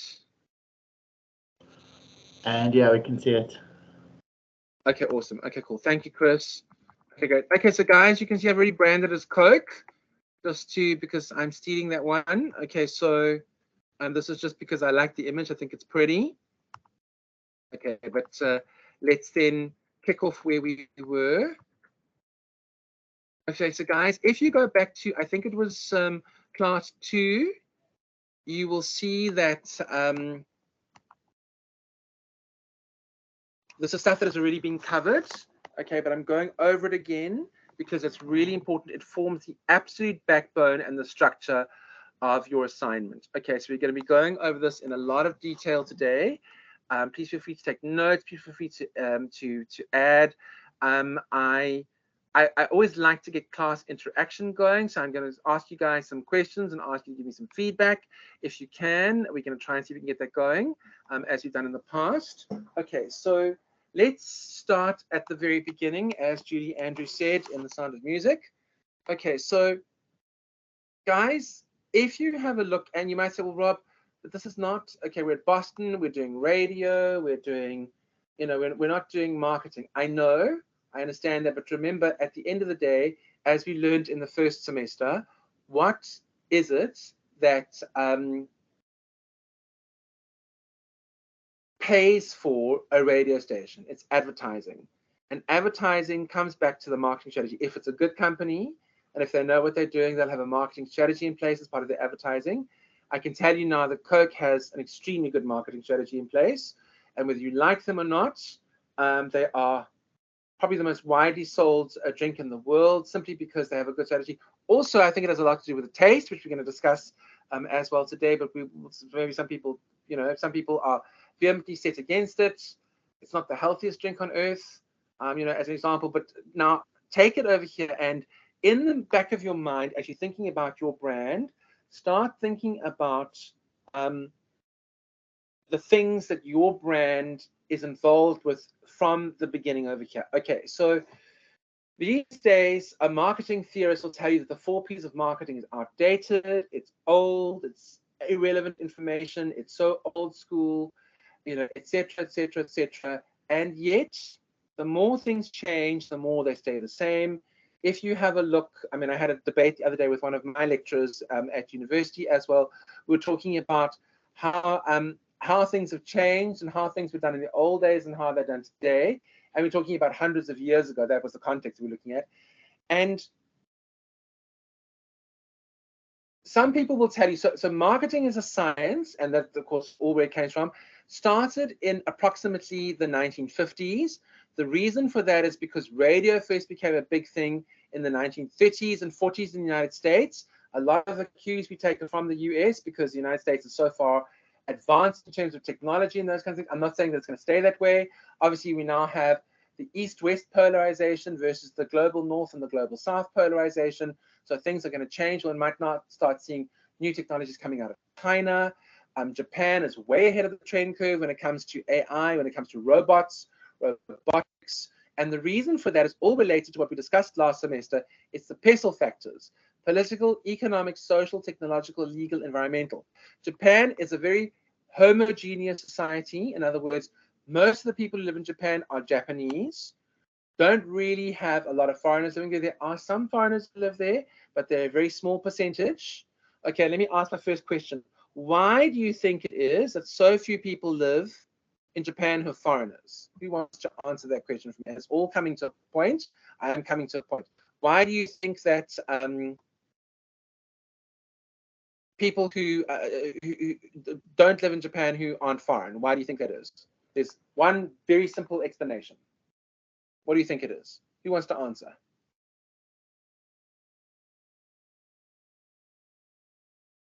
Didi, Notando, Onlena, Dennis, Bonolo, Vuyo, Michelle, Dindiwe. What do you guys think? Please repeat the question. The question is, why are there so few foreign people who live in Japan? It's a very homogeneous society. Why are there so few foreign people who live in Japan on a permanent basis? Lots of tourists who go through there. Okay, but why do a lot of people who don't live in Japan go foreign? There's one very simple explanation.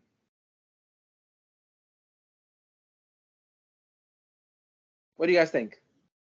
Didi, Notando, Onlena, Dennis, Bonolo, Fuyo, Michelle, Lindiwe. What do you guys think? Guys, what do you think? Anybody? Sorry? Could it have anything to do with the culture? Culture, yes, it is the culture, correct. But specifically, what about the culture? It's not, it hasn't been as, I don't know, maybe globalized as other societies where the culture changes to suit, I guess, the global society. It sort of stayed the same and evolved in its own way, but within the same kind of, I don't know how to put it, but something like that. You're 100% correct. And then very specifically, you're 100% correct because it's linked to culture. Very specifically, it's language. Think about it. But Natanda, you're right. Okay, you just needed to bring it down a little bit more. But you're 100% correct because language is affected by culture. Think about it, guys. Somebody who's Zulu. Very specific things. Think about a South African thing. Okay, I mean, telling somebody, I'm going to give you a snort clap. Okay, nobody who's not South African understands what a snort clap is. Nobody understands Aish. Nobody understands what a Zola bud is. Nobody understands what a Zama Zama is. Okay, unless you're South African. Those things are, and so language and culture are very interlinked. But the big issue, so you're 100% right, Notando, the big issue with Japan, why people don't live there, is because of language. Japanese is a very difficult language to learn, also to read, because it's not even written in, you know, I think we use Arabic writing systems in South Africa. Okay, it looks like these funny little symbols, which it's very, very difficult. And you might say, well, Rob, what about China? China, because of their policy around wanting to teach people English, there's a bit of an influx of English over there, also because it's such a big country with a huge economy that's trying to, you know, assert its own non-Western hegemony over, you know, the world. They are sort of, and also not easy to get into China, not easy to stay in China, and not easy to stay there if you don't understand. But they are at least, and Japan is a very open culture, and you know, it's wonderful. But language is a huge barrier. That's also one of the reasons why, if you have a look, people who leave South Africa to go work overseas, they will choose one of the 5 main Anglophonic countries: 2 in North America, 1 in Europe, and 2 in Oceania. So they'll either go to the United States or Canada, they'll go to the UK, or they'll go to Australia and New Zealand. Why? Because they all speak English. And in South Africa, we speak English. Okay, so that is why we go to those places. So Japan is a closed-off society in as much as, okay, it is, there's this big language barrier that also spills over to culture, specifically language barrier. And so what you have is also the Japanese people, because of their culture, is an aging culture. They are becoming older. They don't have as many children. Same things have not happening in China. So think about it, guys, in terms of the social and the economic implications of that. An older population means that people aren't able to work anymore. You need to be able to provide them with resources to work into old age, to live into old age. And so because Japan is not necessarily drawing in a lot of people, I think the immigration policy is also quite strict, not drawing in a lot of people. Okay, they have an aging population who can no longer do things that they need them to do. And also they don't have a lot of people. Also, their economy has not been doing as well as it used to in the 1980s. The economy faltered. But because of that, there is a massive need for AI, for robots, for robotics, etc., to do things that the Japanese population is no longer able to do. I was very fortunate. I've traveled quite a lot internationally. When I was in Singapore, I went to Singapore for a couple of days in between Malaysia and Indonesia. I went and did. I was there with my sister at the time. We went on holiday, and in Singapore, I remember going to a McDonald's in Singapore, and there was a woman there. She must have been at least 75, probably 80, standing behind the counter with her cap on, working at McDonald's. And that is so weird. You won't see that in South Africa. Why? The population here is very young. The whole of Africa, very young. If you go and have a look at the statistics for Africa versus North and South America versus Europe versus Asia versus Oceania, Africa has population.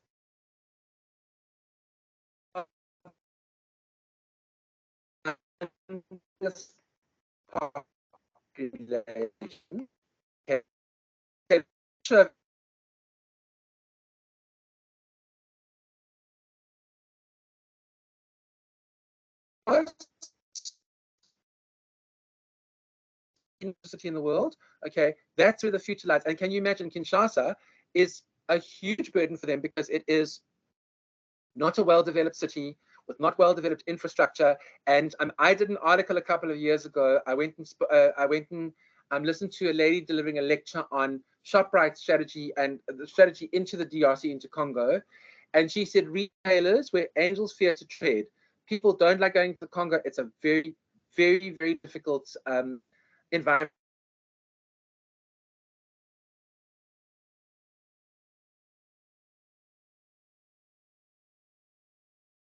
Or the big retailer in Africa. So you can see, why am I telling you all of this? Because you need to be able to look at the background of the company that you are working with, and it starts with the elements of the marketing mix. So people might say, oh, Rob, marketing mix is so old, so old-fashioned. Guys, back to basics. Back to the basics. Some things don't change. Humans, although we may be different, okay, go think about Maslow again. We haven't changed in 10,000 years in terms of the things we need. We still need to have food. We still need to have water. We still require love. We still want to grow our intelligence. We still want to connect with other human beings, either on a big scale or on a small scale. Okay, that is why dating apps are so popular. That's why social media is so popular. That's why WhatsApp is so popular. That's why takeaways are so popular. South Africa, I don't want to lie to you, I looked at the statistics the other day, I think has the 5th largest number of KFC branches in the world. I think we actually discussed this in the first semester, okay? KFC branches in the world. I actually went, down here we have a very good KFC across the road. We don't go there all that often because A, it's expensive, and B, it's not terribly healthy. But anyway, and you know, I mean, I'm not exactly the world's thinnest, as you guys know, those of you who've met me, and you all met me. Anyway, so I try not to overdo it with too much greasy food because I don't want to have a heart attack yet. You know, so anyway, but I went and met the guy at the KFC across the road because the service there was so good. I actually sent in a letter of compliments. I said, listen, your service is fantastic. At 2 of the branches, he said, hey, come have a cup of coffee with me. And we sat and chatted, and we were going through some of the statistics. Chicken is wildly, wildly popular in South Africa. Wildly popular. KFC does extremely well. I think the only 4 countries in the world where there are more KFC branches are the United States, China, Russia, and I think the UK. And the South Africa is like the 5th largest number of KFC branches in the world. Okay, if you look at something like Chicken Licken, okay, Chicken Licken, the guy who started Chicken Licken knew that, and he was actually taken to court by KFC to try to put him out of business, try to close him down. He knew that the market was dying for chicken. Obviously, it's also pegged at the lower end of the market. Okay, and I mean, I love chicken lick, and I think it's very tasty food. Okay, so there is a huge market for chicken. So you have to look at the circumstances in which your brand functions. If it's a global brand, okay, like a Merck or a BMW, whatever it is, and also, guys, that's entirely up to you. Excuse me. You can choose a global brand and discuss it locally. You can choose a local brand and discuss it globally. It's entirely up to you. You just have to be able to include all the evidence of the marketing communications mix. Okay, so again, despite what people say, despite their what is the word I'm looking for? Their naysaying to the contrary, we must look at the 4 elements of the marketing mix in order to understand where a company is coming from and where a company is going, and then how they're going to work towards creating some sort of product or service or idea that people want to buy, and that's how they make money. Okay, so we first start off with the product, then the price, then the place, and then the promotion. Okay, and then some people say, oh, well, Rob, there's now 7 P's. We don't have 4 anymore, there's 7. What about people? What about process? What about physical?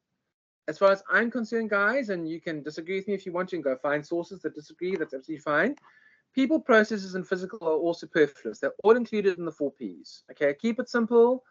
Simplify to amplify is what one person says. Okay, keep it simple. Keep it simple. Okay, and just so what it is. People are at the heart of what we do products for, unless it's a product for an animal, in which case then it's usually combined with a person. So when I go buy biscuits for my kitty cat, it's because I'm the person who buys it. The cat's not going to go and buy it because I know the cat needs the biscuits. So I'm the person involved in going to buy the products. And he specifically likes me buy him Epo and we buy him Whiskers. He really likes the Whiskers. It's supposed to be a treat. He's now switching now and loves the Whiskers, and he likes to eat the Whiskers more than the Epo. But that's okay. So we buy them from him even though they're more expensive because he really likes them. Okay, but it all comes down to, so it's about people anyway. Processes, everything that we do in the marketing field, and with you guys with integrated media management, guys, is about processes. Processes included in all the 4 P's. And then physical, well, physical is about it's about distribution, it's about having a warehouse, but that's all part of the place. And it's all part of the product. And in some cases, some products, guys, are not physical. What happens if you're a church and what you're selling is you're selling an ideal? You're selling, quote unquote, and I'm not being disrespectful to anybody, you're quote unquote selling God. Okay, because you believe that that is your cause and that is your purpose, and that's what you've been told to do, that's what you've been advised, or that's what you feel on your heart. There's nothing wrong with that. Absolutely nothing wrong with that. There are lots and lots and lots. Of course, people have turned it into something which is a negative, but there's nothing wrong. You can also sell an idea. So that's what happened. If you go back and look at the Crusades, which is where people sent Christians down from Western Europe down to sack Jerusalem because Jerusalem had been overrun by by the Muslims and by the Moors, and then came up through, went into Europe itself, and they went there to go and defend Jerusalem because it was the holy site and they wanted to defend. So you can have a look at it as well. Look at let's look at the Russia-Ukraine war at the moment. Okay, so what exactly is the product there or the idea that Putin's trying to protect and that Zelensky and Ukraine's fighting against? Not wanting to be part of the West. The Ukraine has said, we want to be part of the Eurozone, we want to be part of the EU, we want to be part of NATO. We don't want to be Russian anymore. We want to turn our focus west instead of east. We don't like the big bully, the big Russian bear, so we want to go. And of course, Putin's like, no, NATO's encroaching on our borders. No, we're going to invade Ukraine to teach the West a lesson, to teach Ukraine a lesson. No, we can't have people encroaching. And what it's done, as far as I'm concerned, you guys may disagree. Whatever you feel about the war, it's backfired. You've now got Finland and Sweden joining NATO, etc. So, guys, all of these things over here. But even to promote an idea, okay, the Russian Ministry of Defense and the Russian communication services are all about promoting the idea that Russia is good and the West is bad. In the same way that the Chinese propaganda machine or Kim Jong-un in North Korea is promoting the idea that North Korea is good and the rest of the world is bad. Okay, that is still marketing a brand of sorts. Okay, so it all starts with that over there. Okay, so again, we look at the products. Now, in the case of Coke, it is the sugary drink, but it's not just the original sugary drink. They had the classic Coke, they had the new Coke, they had the cherry Coke, They have the Diet Coke, they have the Coke Zero, the Coke Light, they have Sprite, they have Fanta, they have all those kinds of things. Okay, so those are all examples of products. Okay, so when you choose your brand, whatever your brand is going to be, you just see if anybody sent me any messages, whatever it is. When you choose your brand, okay, and when you do your bits and pieces, okay, for your brand, excuse me, okay, what happens then is you need to decide what exactly is the product. And it may not be a product, it might be an idea, it might be a service. As I was saying to Chris when I was briefing this assignment, I knew a guy who when I was at Vega, he was big into Christianity. Okay, so I said to him, and we specifically did branding at Vega. I said to him, well, why don't you do an assignment on Jesus the brand? Jesus is a brand. And he said, no, but that's blasphemous. I said, why is it blasphemous? What's wrong with promoting Jesus as a brand? You know, so whatever your convictions are, and maybe you feel like, you know, you rather focus on Muhammad or Allah or, you know, Buddhism or whatever it is. This is an apolitical, a-religious class. I'm not promoting anybody over anybody else. All I'm saying to you is that it is an idea, and the whole idea in those days, what they did, and even today, okay, what you do is you have a sales force who goes out to go and promote those concepts. You might say, but Rob, that's different. Okay, you may say so. I'm just looking at it from purely technical perspective and from a purely academic perspective. There's nothing that you can't turn into a brand. So whatever the brand is that you choose, whether it's a product or a service or an idea, and so you might say, listen, Rob, I want to promote Sufism. I want to promote the idea of, or I want to promote yoga, okay, but not yoga like this yoga, the state of mind, or even feminism. I want to promote feminism. I want men stopping horrible to women. I want men to stop being derogatory towards women. I want to help women to become even more liberated than they were back in the 70s. That's fine. If that's your cause, go for it. Okay, you might say, I want to promote the concept, the brand of feminism.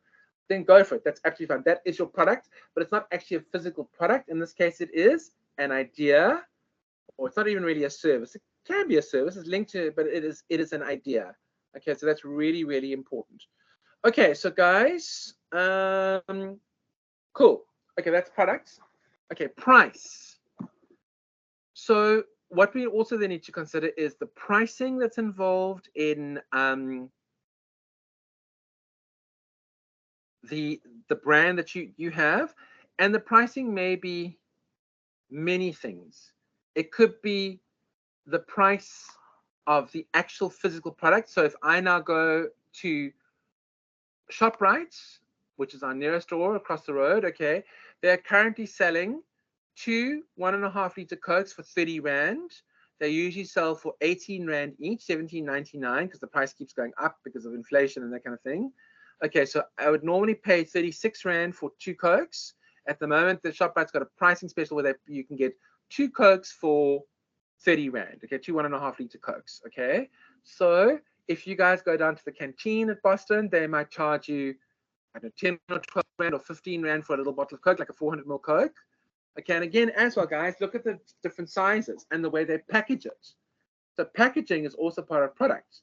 Look at the way Coke packages. I mean, that whole design of the Coke bottle is actually part of the contour, that ribbon band.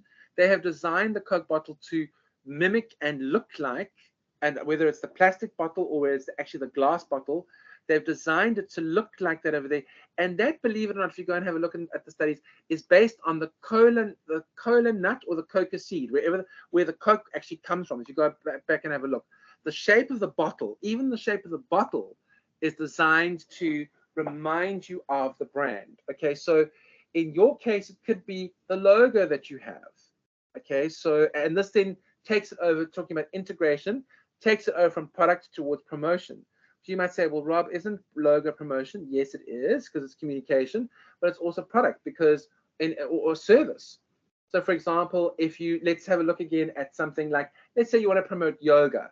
Okay, so you have a yoga, sort of some sort of logo with a little bit of a bally head, and then sort of like a like a fluid kind of person, whatever the flow is. That, guys, is part of product and it's part of your promotion. So again, you're creating integration. The bottle, the church building, the building, if you look at where Apple has their headquarters or Google have their headquarters, the building is designed to mimic the brand, not the old companies, but newer companies that have had the ability to create new head offices and new building structures in greenfields environments will create buildings that look like the brand, okay, that somehow mimic the brand, okay, that are impressive. I'm sure if you go into Google's head office or Facebook's head office or Apple's head office, it would be impressive, because why would you want to create, a really good product with a really bad looking office building? Okay, so it needs to look impressive. Speaking again about Russia, one of the biggest companies in Russia is called Gazprom. They obviously sell gas, liquid natural gas, that obviously they now can't sell anymore to the American market or to the European market. But they built a 460-meter tall tower in St. Petersburg, which is the second largest city in Russia, called the Lakta Center, which is where they have their head office. Glittering, beautiful building stretching up into the sky. People in St. Petersburg are like, oh my gosh, that's such an eyesore. A beautiful building that doesn't look anything like the rest of St. Petersburg, just as one tall, massive skyscraper, tallest building in Europe, okay, because it's to promote Gazprom. Gazprom is a prominent Russian company that sells liquid natural gas. So it needs to have a glittering head office to show it. You might have seen lately in the news that Ukraine has been firing off drones at the Moscow International Business Center, which is a set of new buildings in the Moscow financial district. Very pretty looking buildings, very smart looking buildings, very new, very modern, very sleek. Okay, because they know that it's going to garner international attention and bring attention to the cause of Ukraine and the war. Okay, so guys, you can even look at something like a war. I mean, already the war has been branded the Russia-Ukraine war or the Ukraine war. Okay, so if you go into CNN or if you go into Al Jazeera or you go into Sky News, they even have specific graphics that they use. They use a specific typeface, a specific logo type, a specific type font, a specific images to brand this war. It's got its own name. Like if you look at World War II, what was World War II? And think of the imagery around World War II. You might say, well, Rob, that's so weird. Guys, let me let you know, okay, a brand like Jeep, Jeep, which has got clothing these days, and of course started as the car Jeep, okay? Jeep was called the General Purpose Vehicle, GP. Okay, so that's how it got its name. GP. People eventually got tired of saying GP, they started saying Jeep. Okay, it's a Jeep. So not the General Purpose Vehicle, start using the Jeep, Jeep, Jeep. And that's how the name came about. Okay, so you might say, well, isn't that amazing? Okay, so many things. Same thing with Coke. Okay, it was called Coca-Cola. We shortened it to Coke because we got tired of saying Coca-Cola the whole time. So I'm going to say Coke, looking for short things. Okay, like we won't call Johannesburg. We'll call it Joburg or Josie or Egoli or Joni or whatever it is. We won't call Durban Durbs. We'll call it eThekwini or Durbs. We won't call it Durban. We'll call Cape Town the Cape, or whatever it's. I don't know what to, but think about it, guys. All of these things are examples of products, okay, that then also moving over into the next element, which is price. Okay, so getting back to price. All right, so what size is the Coke bottle? How much they're going to charge for the Coke? Or you might say, okay, Rob, I'm going to do Dolce & Gabbana. Well, then tell me about Dolce & Gabbana's pricing strategy. This, guys, is not the major focus of the assignment. Okay, the major focus of the assignment is the fourth one, promotion, which we're going to speak about in detail when we get there. I'm just helping you to create a background. You need to understand when you go into industry, okay, and whenever somebody contacts me and says, please put together a strategy for me, the very first thing I do, aside from asking lots of questions, is I go and do some research on the background of the brand. I'll go and ask people about it. I'll go and research. I'll go look at their website if they've got one. I'll go and do some independent research. I'll even say to them, before we do anything, we need to do research to determine what your brand is, what's going on with your brand, who's doing what, when, where, how, etc., etc., etc. Okay, and what's cooking with your brand under the hood. Okay, and then once we know that, then we can go. So this is all, as you choose the brand, I'm sure all of you have one in your mind that you'd like to choose. Start thinking about what products do they sell, or them as an overall global brand? Okay, what is their pricing strategy? And you need to be able to know what that is. And in some cases, guys, remember, marketing communications is about sharing a pricing strategy with somebody. I mean, Coca-Cola is the most expensive of the soft drinks. You can buy ShopRite Cola for 10 Rand, but it tastes horrible compared to Coke. Now, maybe people say, oh, Rob, you just branded, you're brand loyal. No, I'm not. Not at all. I don't think so. If something better that came along than Coke, that tasted just as good or was slightly cheaper, then I might be prepared to switch. Okay, so maybe it's also become a habit. You might say, Rob, you're an addict. Well, that's also possible. But the thing is, again, like I said, if you're going to speak about brand loyalty, you need to be able to prove to me that it exists. Okay, because at the end of the day, we are only loyal to our highest values. If the brand meets our needs, then we will use it. And no amount of marketing communications, which includes integrated media management, is going to prevent us from using a brand unless we know that it's deadly bad for us, whatever it is, or get us to engage the brand if we don't like it, okay, if we don't believe that it meets our needs. Okay, so what is the pricing strategy around whatever it's going to be? What is it, how much is it going to cost you to travel to Thailand? Let's say, for example, you say, well, Rob, I want to do Thailand. I want to do a country brand, I'm going to do Thailand. Okay, look at your strategy can be around how do you promote Thailand from a tourism perspective? Okay, because that's mostly how countries brand themselves from a tourist perspective. Okay, so you can, but again, you guys tell me. Okay, and again as well, this is not the most important thing. I'm just creating a background for you here before we move on to the most important stuff. Okay, place, guys, is physical. Okay, so in some instances, the brand will be a physical brand in a physical space. And again, let's have a look at Coke. Okay, because that is the one that I'm busy sort of discussing with you guys as like an idea. Okay, where can we buy Coke? We can buy it in a supermarket. We can buy it in a cafe, the street corner cafe. We can buy it at a spaza shop. We can buy it at a garage. We can buy it from a vending machine. We can buy it at a fete or a braai or a restaurant. Okay, those are all the places where it's available. And just also to let you guys know, I don't want to go into too much detail because I'm still looking at possibly presenting bits and pieces of a strategy about Coke to you guys. But I read Neville Isdall's book on Coke. Okay, now Neville Isdall was one of the big cheeses of Coke. He lived in South Africa for quite a long time, and he was the Africa strategy.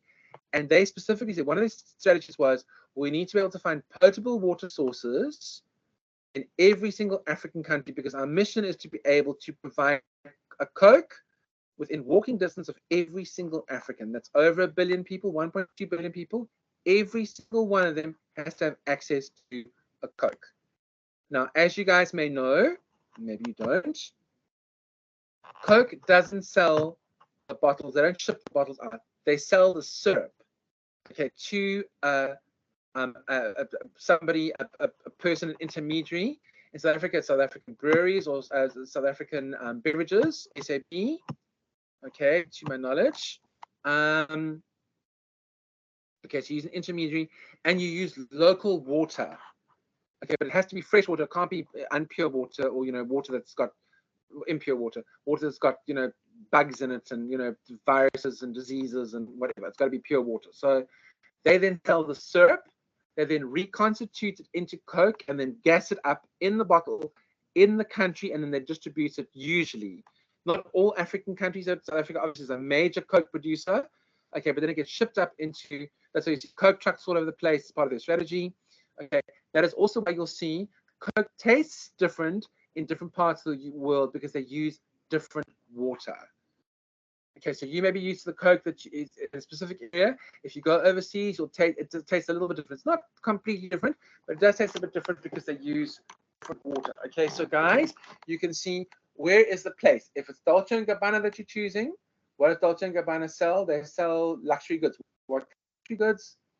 I don't know much about Dolce & Gabbana. I think they sell perfumes. I think they sell clothing.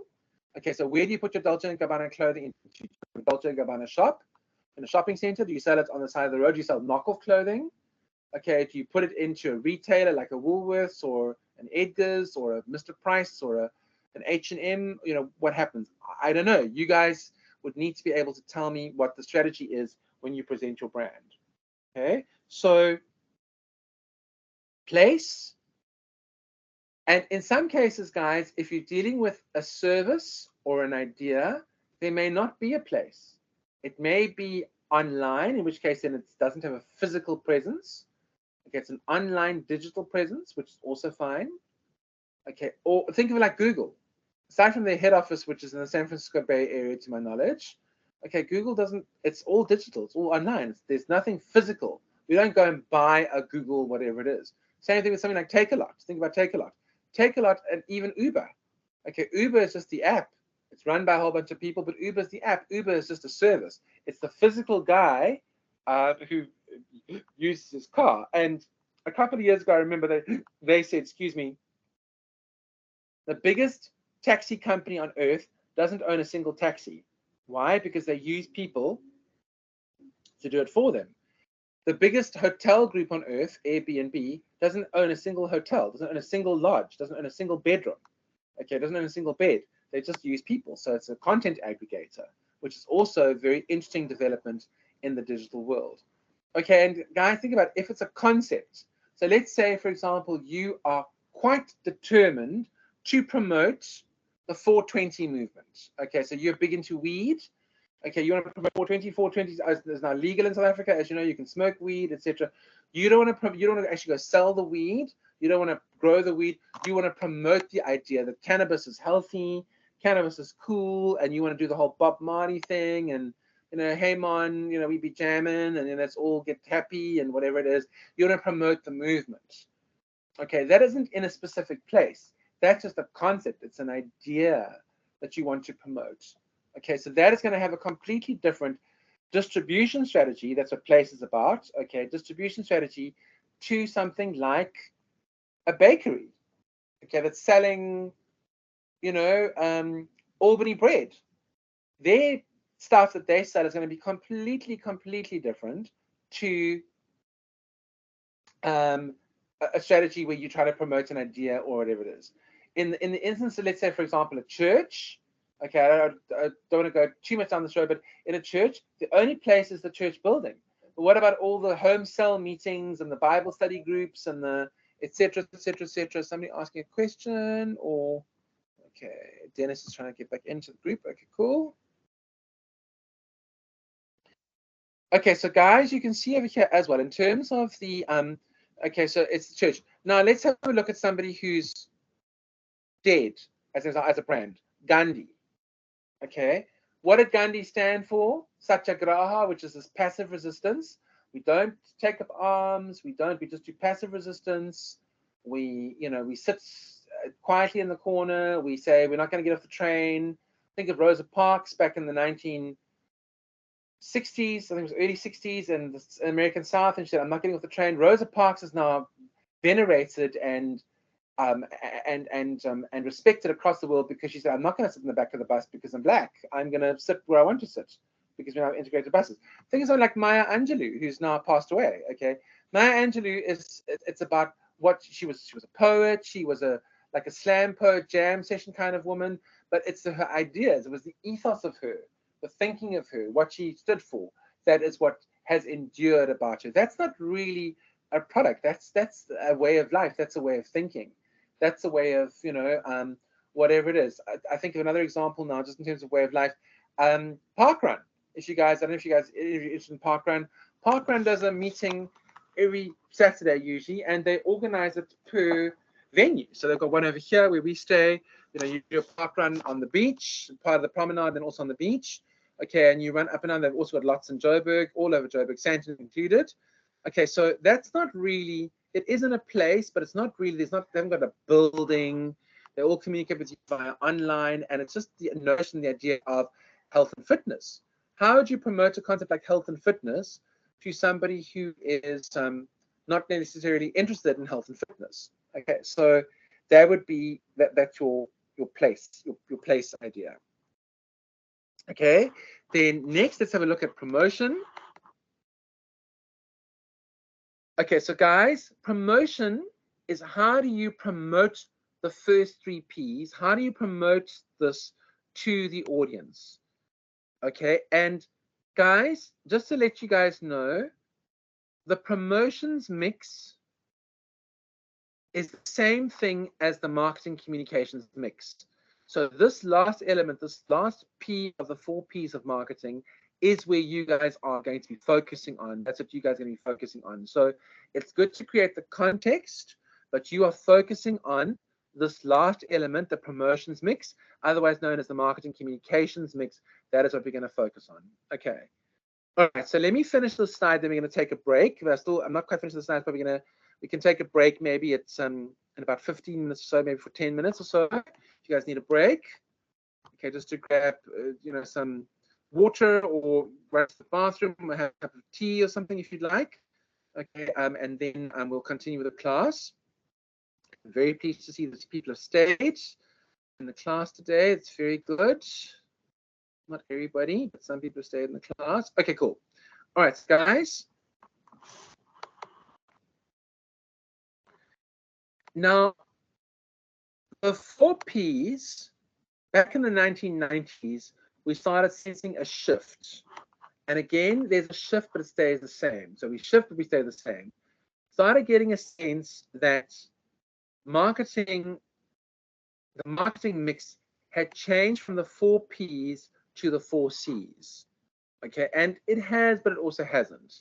And the reason why it has is because what they're saying is the elements on the left-hand side, product, price, place, and promotion, are all focused on the service provider, the product provider, the idea provider.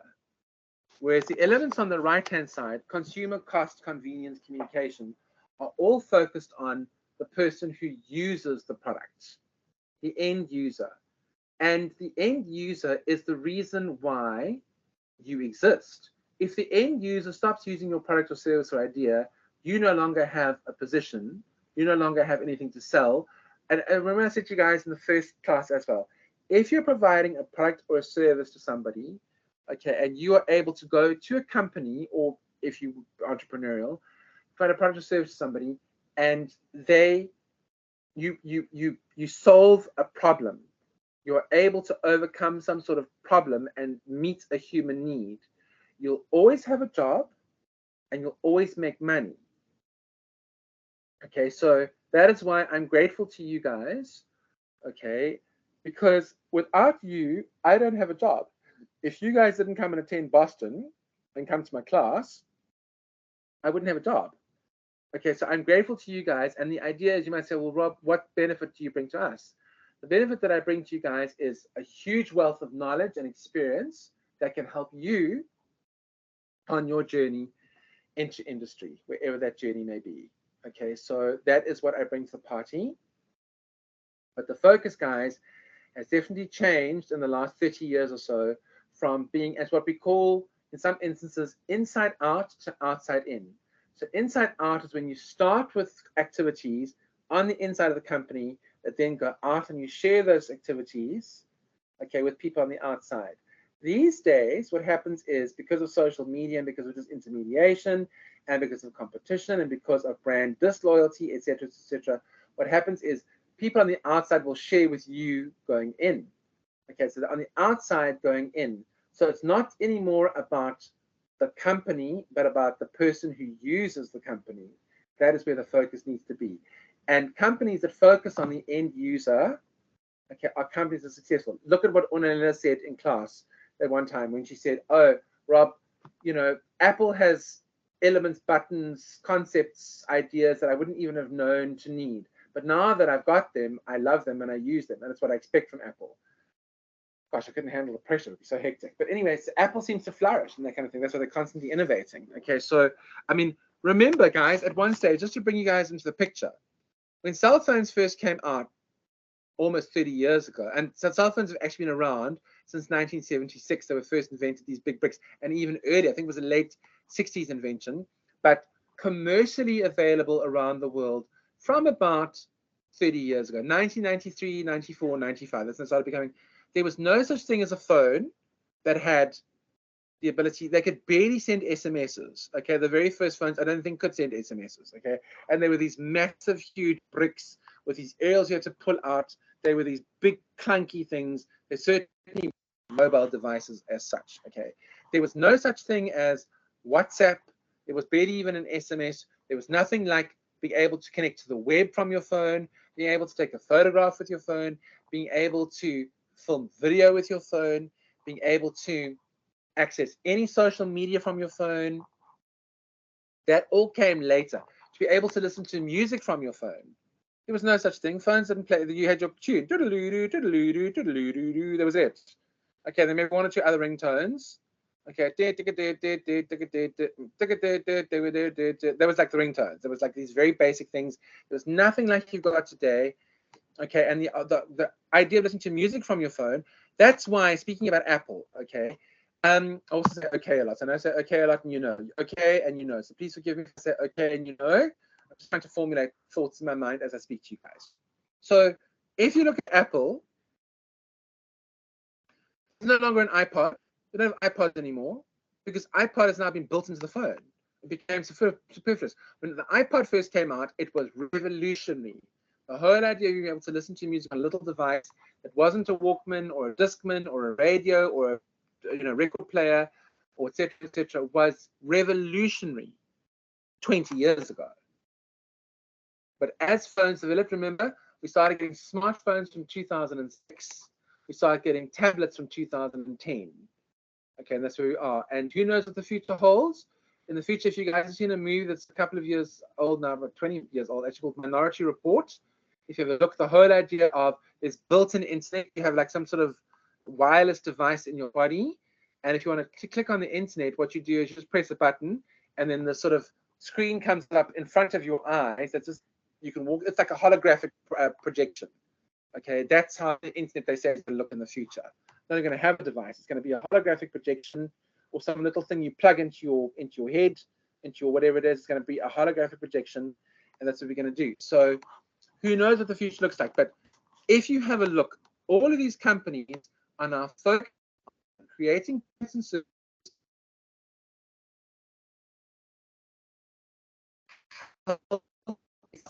Okay. Again, just letting you know to get back to the idea. Okay. Product has now become about consumer. So who is using the product is more important than the product itself. I'll give you a good example. In the 1920s, when Henry Ford brought out the Model T Ford, which was one of the very first cars, he said to people, you can have it in any color you like as long as it's black. It only came in black. If you didn't like black, too bad. That was the only thing. You can't do that in this day and age. People want variation. They want variety. Okay, they want to be able to, and also in terms of the way that they shop. Looking at Woolworths, for example, you can either go into the Woolworths app, or you can go into the store, you can go into their website, whatever it is, you can do online shopping, or you can go into whatever it is. Many different ways to, or different ways to pay. You can pay with SnapScan, you can pay with your credit card, you can pay with your bank card, you can pay with, a QR code, lots, because people want variety. So it's about creating products and services that meet the needs of consumers. So the shift and the focus has moved from the creator to the consumer. But a counter trend that's linked to that is these days, that's why we have B2B and B2C and C2C and B2B, okay, and C2B. Nowadays, creators are also consumers. I create content. I know Dennis creates content. You guys all probably create content. When you put a little selfie on, Instagram with your friends, that's creating content. So we've also become creators, not just consumers of content. But in this instance over here, and you guys, that's the problem, is that's why we need the integration, because it's this big mishmash of things. The lines have become so unclearly divided. We don't quite know what's spotting, what's going on. Okay, so what you need to do, guys, is think about how your company's now moved from product orientation to a consumer orientation. Likewise, price has now become cost. You have to ask the question, and it's not what does it cost me to make this product or service? What does it cost the consumer in terms of time, in terms of money, in terms of effort, in terms of engagement, in terms of headspace, brand salience, allowing brands to float around in your head? Okay, what is it going to cost the consumer to allow the brand to float around in their head? What is it going to cost the consumer to buy the product or the service or the idea and then to go promote it? What, again, I told you guys before, what again is the most powerful form of marketing? Word of mouth. Why? Because you are getting people to go and proselytize and promote the brand for you. And because we trust those people, because we know them and we probably like them, or their family, whatever it is, we're able to share that with people, okay? And they say, oh, that's interesting, I never knew that about that, whatever it is. And that is one of the most powerful things about. So what does it cost people to take time out of their schedule to share you with other people? Because it's a very powerful thing, a very, very powerful thing. And if you see that happening, you just say thank you.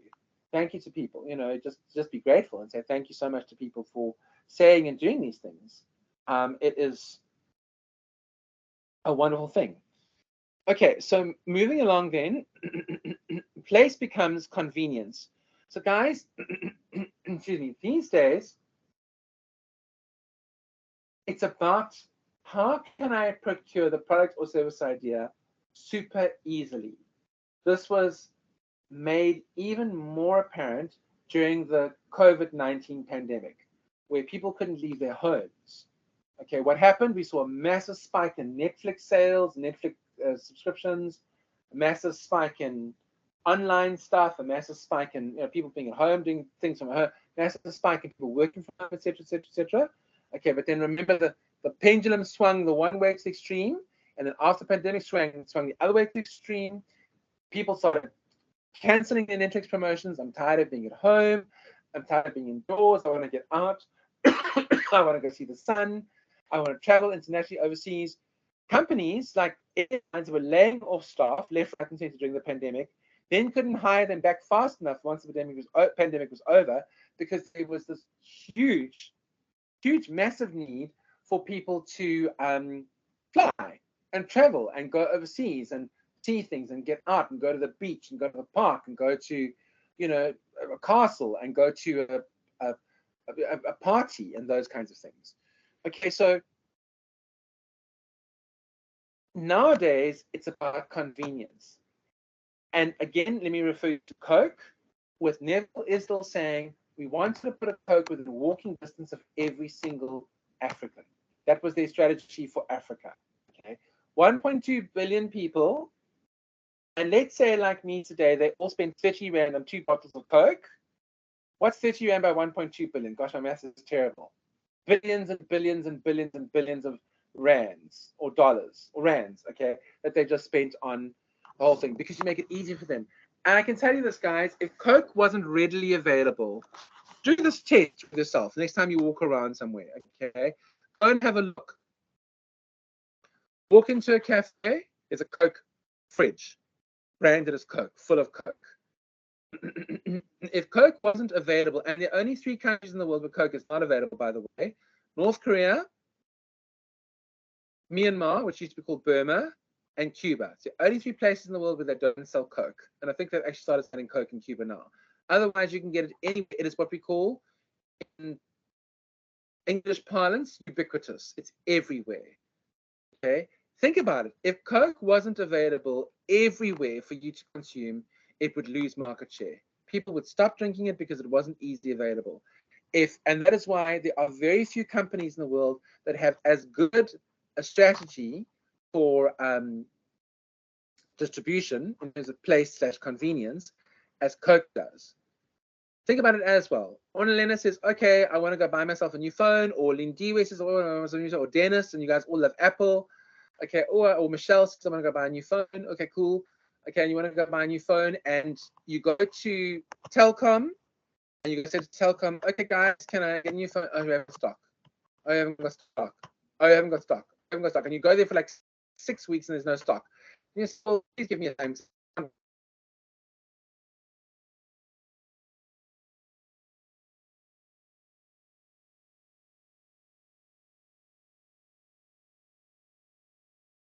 To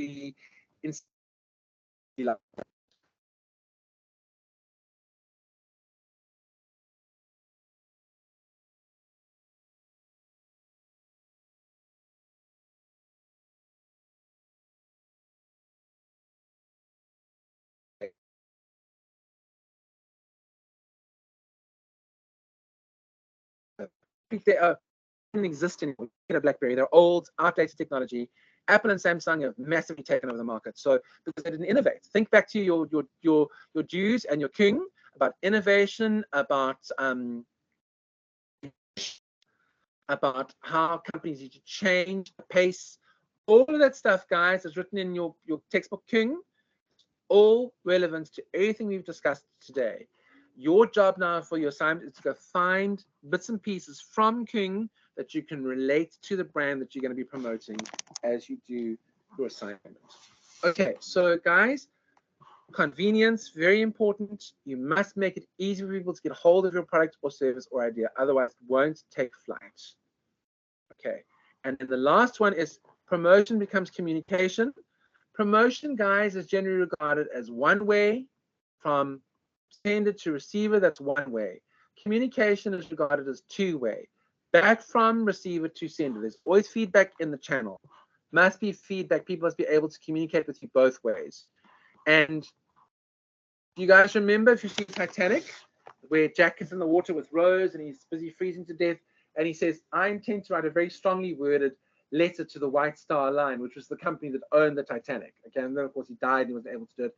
But that's what you did in 1912. You weren't happy with the company, you wrote them an email. Oh, not sorry, an email, you wrote them a letter. Okay, you wrote them a letter, stuck a stamp on it, took it to the post office or stuck it in the post box, and maybe 6 months later you get a response and maybe send you a voucher or something like that. That's how it was done. These days, you go into Google review and give them 1 star.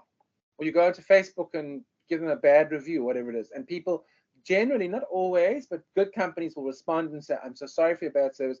How can we make it better? When I spoke to the guy at KFC I was telling you guys about and said to him, listen, your service at these two branches has been really, really good. He said, thanks so much for telling me. Come have a cup of coffee. It was almost instant. I mean, I think I sent him the message the one day, and the next day I responded and said, thanks, it's so good to know. I really appreciate it. I said, please thank your staff for me. Okay, that is what we have these days, and it's instant, and I can communicate with them, and they can communicate with me. It's about a two-way flow. It's a dialogue, not an alternating monologue, not a monologue. It's a dialogue. We must be able to, and that is the difference between one-sided promotion from a company or two-way communication from company to consumer and then back to company. And that is why, guys, today, any type of advert that's a good advert will have a call to action so that you can measure and effectively check the effectiveness of your communication. If there's no call to action on the billboard, no call to action in the newspaper advert, no call to action on radio, how are you supposed to measure your communications campaign? If there's no likes and shares and follows and subscribes on social media, how are you going to check the effectiveness of your communications campaign? Okay, so that is very, very, very important. All right, my pretties, let's take a break. I'm sure you guys want to get this class finished. Let's take a break. It's now 2 minutes to 3. Let's break until 3:15, and then we're going to go through the next part of the assignment, or the next part, which is the marketing communications mix, which is what we need to discuss. Okay, so these are the most important elements that you need to know for your assignment. We're going to quickly have a look at media, that next slide, and then these above the line, below the line slides, and the strategic application restarted today. I've been speaking to you about Coca-Cola. All right, so guys, let's take a little break. Are you guys happy to take a 15-minute break? Do you want a shorter break? Do you want a longer break? Do you not want a break? I just need to grab a glass of something to drink because I've been speaking for 2.5 hours. I definitely need to grab something to drink. What are you guys? Are you happy to take a break? Can somebody let me know, please? you guys good to take a break? Are you not happy to take a break? What's happening? What do you guys think?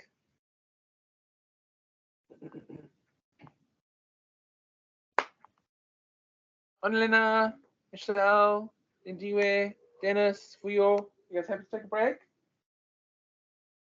For a few minutes?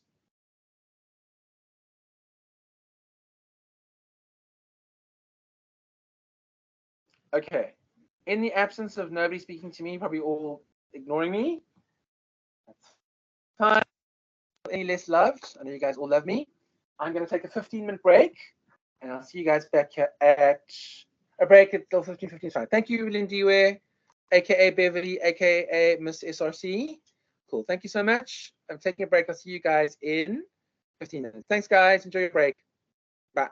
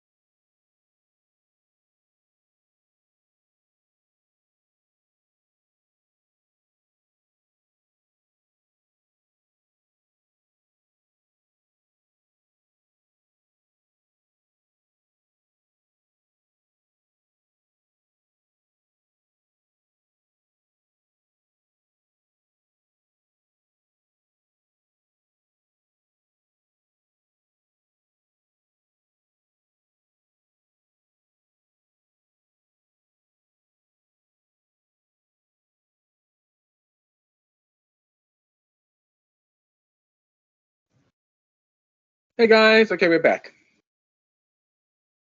Welcome.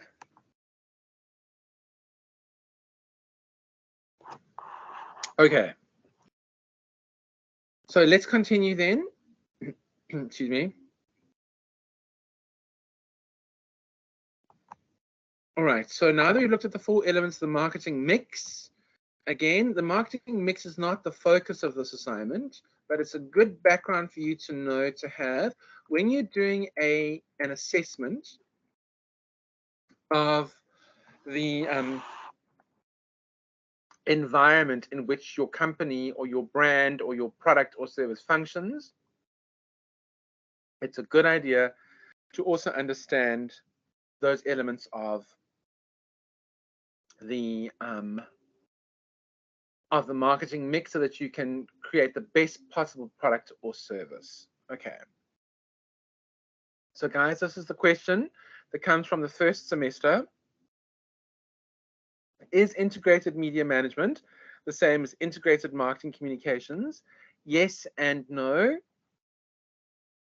Okay, because one could argue that not every element of marketing communications involves the media. I would probably beg to differ there, and we're going to look at and discuss things today. For example, if you're having a promotion, also known as a sales promotion, okay, and so let's say you are Virgin Active and you have a little promotion, you got a little table with some chairs and 2, gym chaps, or a gym chap and a gym chick, okay, and they're sitting at the thingy, and you got some teardrop banners around and a banner wall behind you, or a couple of pamphlets on the desk. Sign up for Virgin Active Gym, 200 Rand a month, for the first year, and after that it's 350 or whatever it is. And okay, so that is an example of an in-your-face sales promotion. They're obviously trying to push the sales. Okay, so is this now technically media? Have they used a medium? Well, you could argue that the shopping center is the medium that they're using. Benmore Gardens, Benmore Shopping Center. I would think of it like that. It is. There's often, thinking that the mall, as they call it, I prefer the word shopping center, or the word shopping center. The mall is the medium. Okay, so you do this over there, but think about it. The teardrop banner, isn't that a form of advertising? Isn't the pamphlet a form of advertising? Isn't it a promotion to try and push sales? Aren't you going to try and get people to sign up for you? And like, okay, somebody says, okay, I'll sign up for your deal. I'll take a 1-year contract with Virgin Active. Thank you so much. And you actually sell them, and maybe even then and there, you already take the first payment on the card. So you swipe it through your goodie. Is that not sales? Is that not personal sales? Is that not promotion? Is that not advertising? So it's all of them together. Okay, so you can see that integrated marketing communications and integrated media management are very similar. Not every element of the marketing communications mix is necessarily a medium, although I would say they are. Okay, so if you can think of instances where media is not involved in an element of the marketing communications mix, otherwise known as the promotional mix. So guys, please, again, just to make it clear to you, okay, the 4 elements of the marketing mix: product, price, place, promotion. The 4th element there, which is promotion, has its own 5 elements. And those own 5 elements are these over here, what we call the 5 Ps. Okay, you can call them 5 Ps, or just call them the promotional mix. Okay, that's what we're going through. And why do we call them the 5 Ps? Because they can also be Ps. You can see advertising is paid for, PR publicity is a P, promotions is P, personal sales is P, and then direct marketing, which includes social media, is personal advertising. That's why we look at it as personal. It's a personal thing.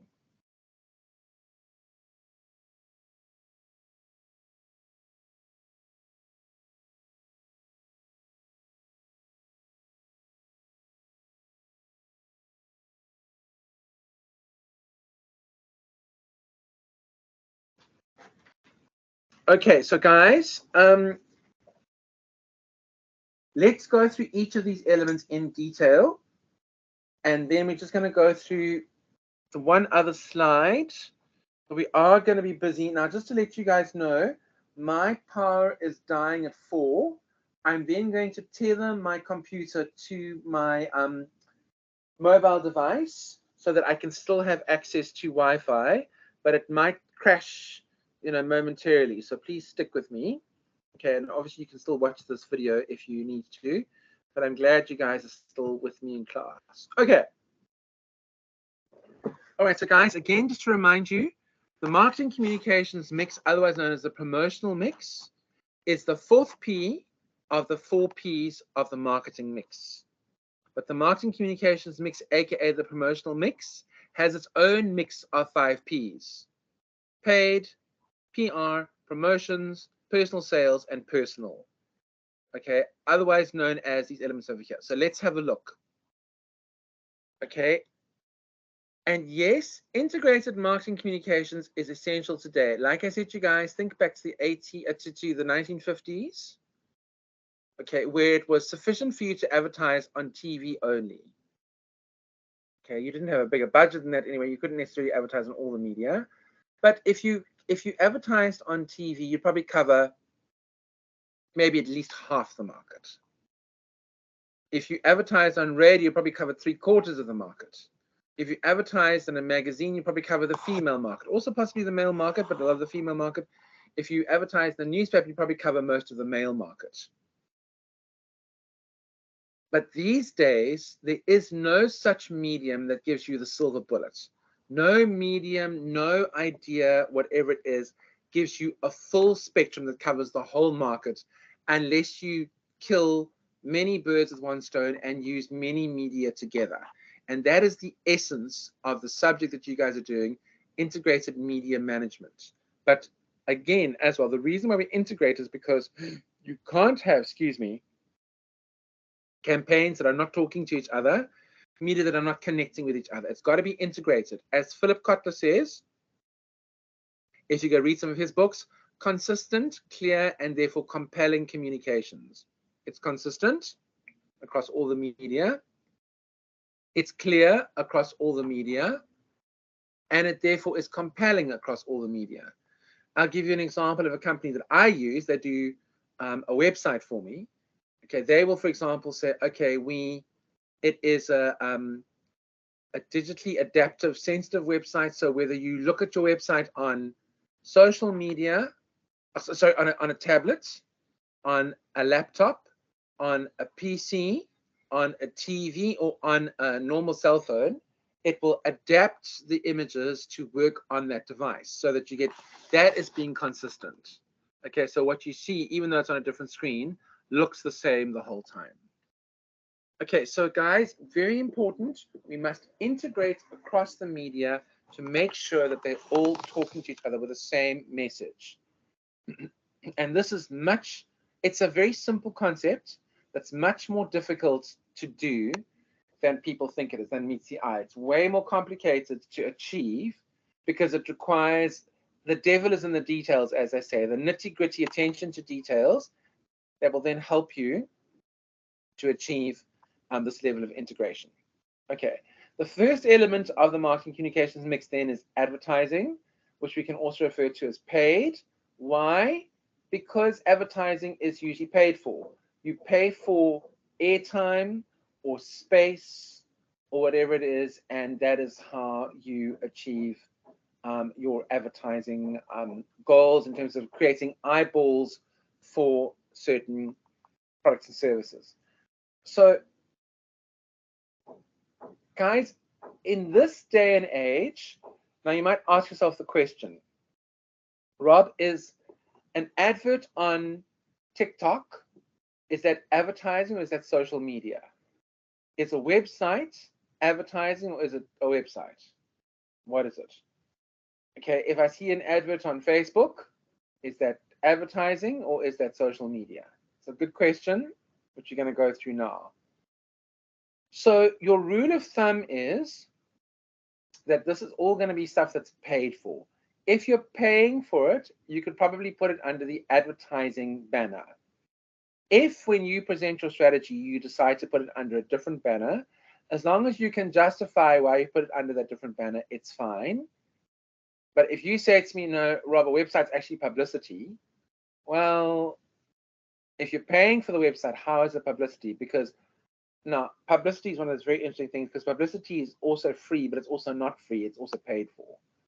Okay, so it's going to cost you some way. And that actually leads us to the next slide, but we'll come back to that in a minute. Okay, so guys, advertising is paid for to create, and there again, it depends on, we look for time and space. So we buy space on a billboard, we buy space in a magazine, we buy space in a newspaper, we buy time on radio, we buy time on TV, we probably buy space in a website, we buy time, and we also then, it's a combination, digital, social media, digital media is like time and space, because you're buying time, but you're also buying space because there is some space involved. All right, so that's advertising for you. Now, what you also need to do is, and in most cases, it would be paid. If, now, remember, there are instances where somebody will pay for the advertising for you, or you can do a trade exchange where you say, okay, you give me free advertising and I'll give you free promotional space, or whatever. I mean, that used to happen to us in the shopping center industry. We used to say, okay, well, you know, we'll take a free advert from you in your newspaper. You come and do a free promotion in one of our courts. So technically speaking, it's a trade exchange, it's a swap, but the advertising would normally cost you anyway. So it's not going to be free. All right. So now the next question you have to ask yourself is, what type of advertising are you doing? And again, as well, this might relate to your final assignment, your S1 assignment, when we look again at the branding flow model. Whereabouts are you in terms of brand awareness or non-awareness? Where are you in your product life cycle? Where are you in terms of your strategy, which is really important, which will all determine, if it's a good company, they'll have a strategy in place. It will all determine what kind of advertising you're doing. So is the advertising that you're doing important and necessary for you because you want to create awareness? If it's a brand new company that nobody's heard of before, or a brand new product or service nobody's heard of before, then your advertising will be about information to let people know, hello, this is a new product or service or idea that I'm bringing into existence. Okay, so let's say, for example, now I could perish the thought, Coca-Cola decides to introduce Coke Mint. I mean, could you imagine? Disgusting, tastes like toothpaste or like mouthwash. Okay, but they decide to bring in Coke Mint. And they're now going to promote Coke Mint. So introducing Coke Mint. Can you see the adverts everywhere? Okay, Coke Mint. Ooh, Coke now flavored with mint, so it tastes like peppermint. Gross. Okay, but that's what they think about. Flour, cake mixes like golden flour and snowflake and etc. etc. They also, or snowflake. I think snowflake. They all started changing. They started making like a pancake mix and a muffin mix and a cupcake mix and a choc chip mix, and then they started saying you can have a strawberry flavor or a banana flavor or a choc mint flavor, or those are all called product extensions. That was where Kung ties in with the whole idea of overcoming inertia by creating new products and services that extend the life and the shelf life of the company. Okay, so you need to determine where your company or your brand or your product or your service or your idea is in terms of where you want it to be and where it currently is, to determine what kind of advertising you're going to have. Is the advertising informational? Is the advertising persuasive? Give you a good example. Think of now Joe Biden and Donald Trump are going to go head to head next year in the American elections, as are the ANC and the DA and the EFF, etc. next year as well. That kind of advertising is not really creating awareness because everybody's aware of those parties. Most people know who Joe Biden is. Most people know who Donald Trump is. That is what we call persuasive advertising. We're trying to create advertising to persuade people to vote for a specific political party. Okay, and what often happens in the United States, they're very brutal. I remember when John Kerry was standing as the American president against George W. Bush. Was it 2004? I think it was 2004. And they said, John Kerry's never served in the military. George Bush has. So therefore, vote for George Bush, vote for George Bush. And I think the only reason why George Bush won the election is because of 9/11. I don't think he won because, well, that's just my opinion. Some people would disagree. Okay, but they're brutal. I mean, Joe Biden's campaign might say, don't vote for Donald Trump, he's a crook who tried to bring down the government. So it's persuasive advertising. Well, this is why you should vote for, Joe Biden. Same thing with the DA. The DA might say, the ANC's failed you in the last 30 years. Don't vote for the ANC, vote for the DA. Or the EFF might say, that's what they're speaking about after Julius Malema's 10th anniversary celebrations at FNB Stadium. Okay. He was saying that we bring something new to the party that no other party were brought to before, and then you get the likes of Bantu Holomisa or Mangosuthu Buthelezi saying, you know what, they made government more accountable. Okay, so how that sort of factors in. And again, there, guys, speaking about advertising, naming a stadium, the FNB Stadium. I know that during the Soccer World Cup, they said it was called Soccer City. But now they're naming the stadium the FNB Stadium. Is that a form of advertising? Name recognition? It's got FNB logos and banners all over the outside of the stadium. Yes, it's a form of advertising. They're paying for it. They paid to build the stadium. It's their stadium. They built it, and therefore they named it. Okay, but if you look at another thing like the Coca-Cola Dome, sorry, not the Coca-Cola, the Dome at Northgate, that at one stage was called the Coca-Cola Dome, and the Ticket Pro Dome, and the Vodacom Dome, etc., etc. Even that sign above Ponty, one stage there was a Coca-Cola sign, then switched over to Vodacom, then they've taken it down or it doesn't work anymore, etc., etc., etc. So those are all examples, guys, of advertising. Okay, and then you need to ask yourself what kind of advertising. So we said you've got informational advertising, you've got persuasive advertising, you've got advertising to promote a product extension or a brand extension. And then aside from that over there as well, you have the different types of media. And this is possibly where you can say media management is different to marketing management or marketing communications. Because what medium are you going to be using to advertise on? If you're doing advertising, are you using a billboard? Are you using a flashing banner? Are you using a plane doing skywriting in the sky? Are you doing a newspaper advert? Are you doing a magazine advert? Are you doing a web page banner? Are you doing a website? Are you doing a radio commercial? Are you doing a TV commercial? Are you doing something on Facebook? Some sort of advert on Facebook? Which then doesn't necessarily need to include or contain graphic design, although it should for consistency's sake. Okay, but in some cases, adverts may just be words. They may not include graphics.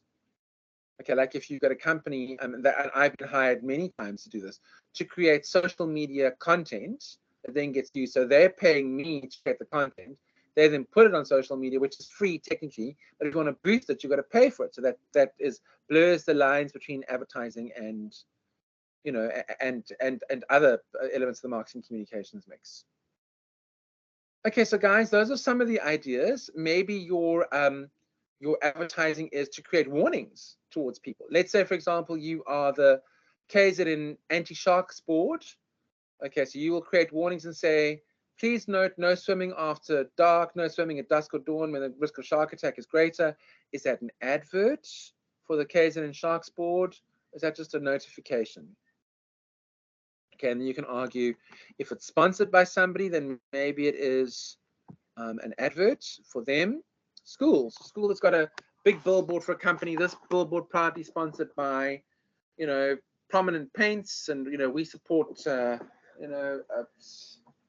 some secondary school, somewhere, and etc., etc., etc. So that would be examples of advertising. Okay, so that is paid promotion. Okay, the next element then is PR or publicity.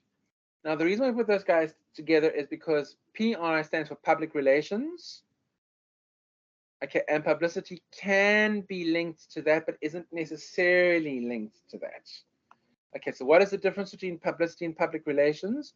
Public relations, and there again, as well, you can argue the pros and cons.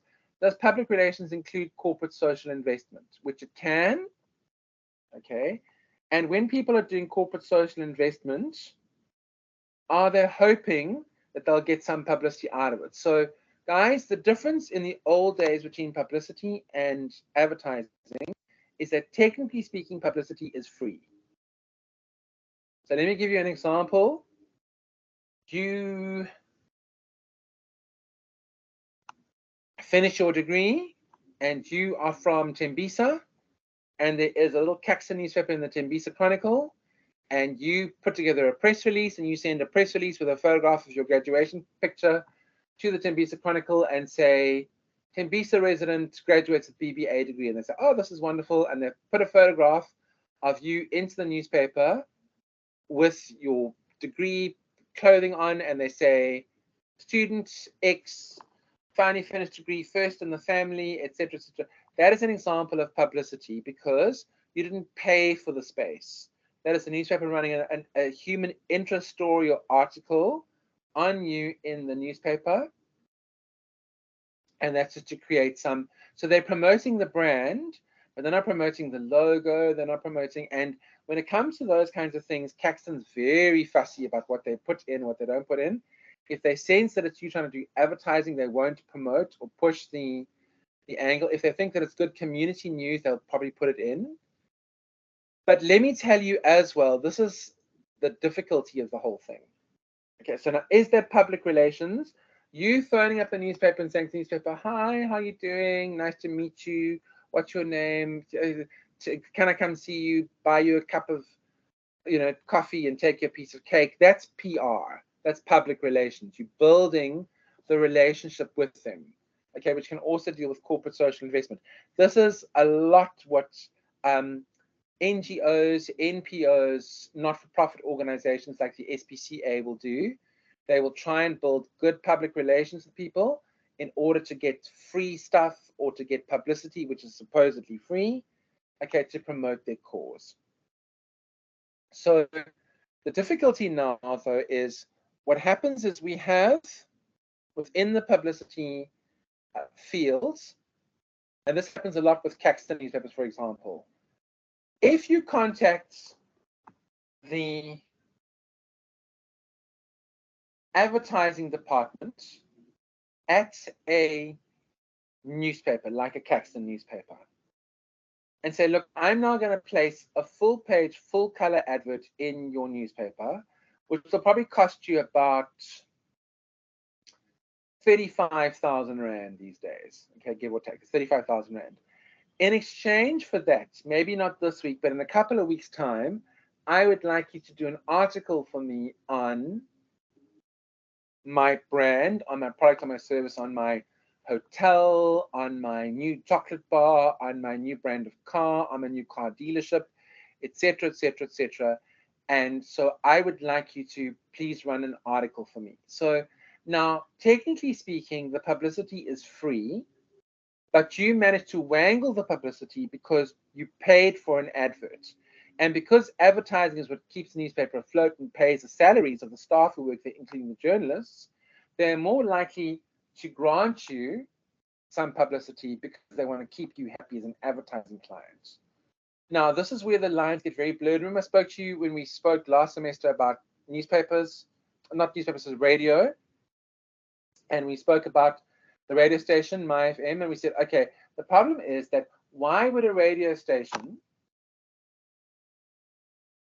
be able to sell advertising, increasing the amount of advertising time spent, if nobody was tuning in to listen to it? Because why do people do it?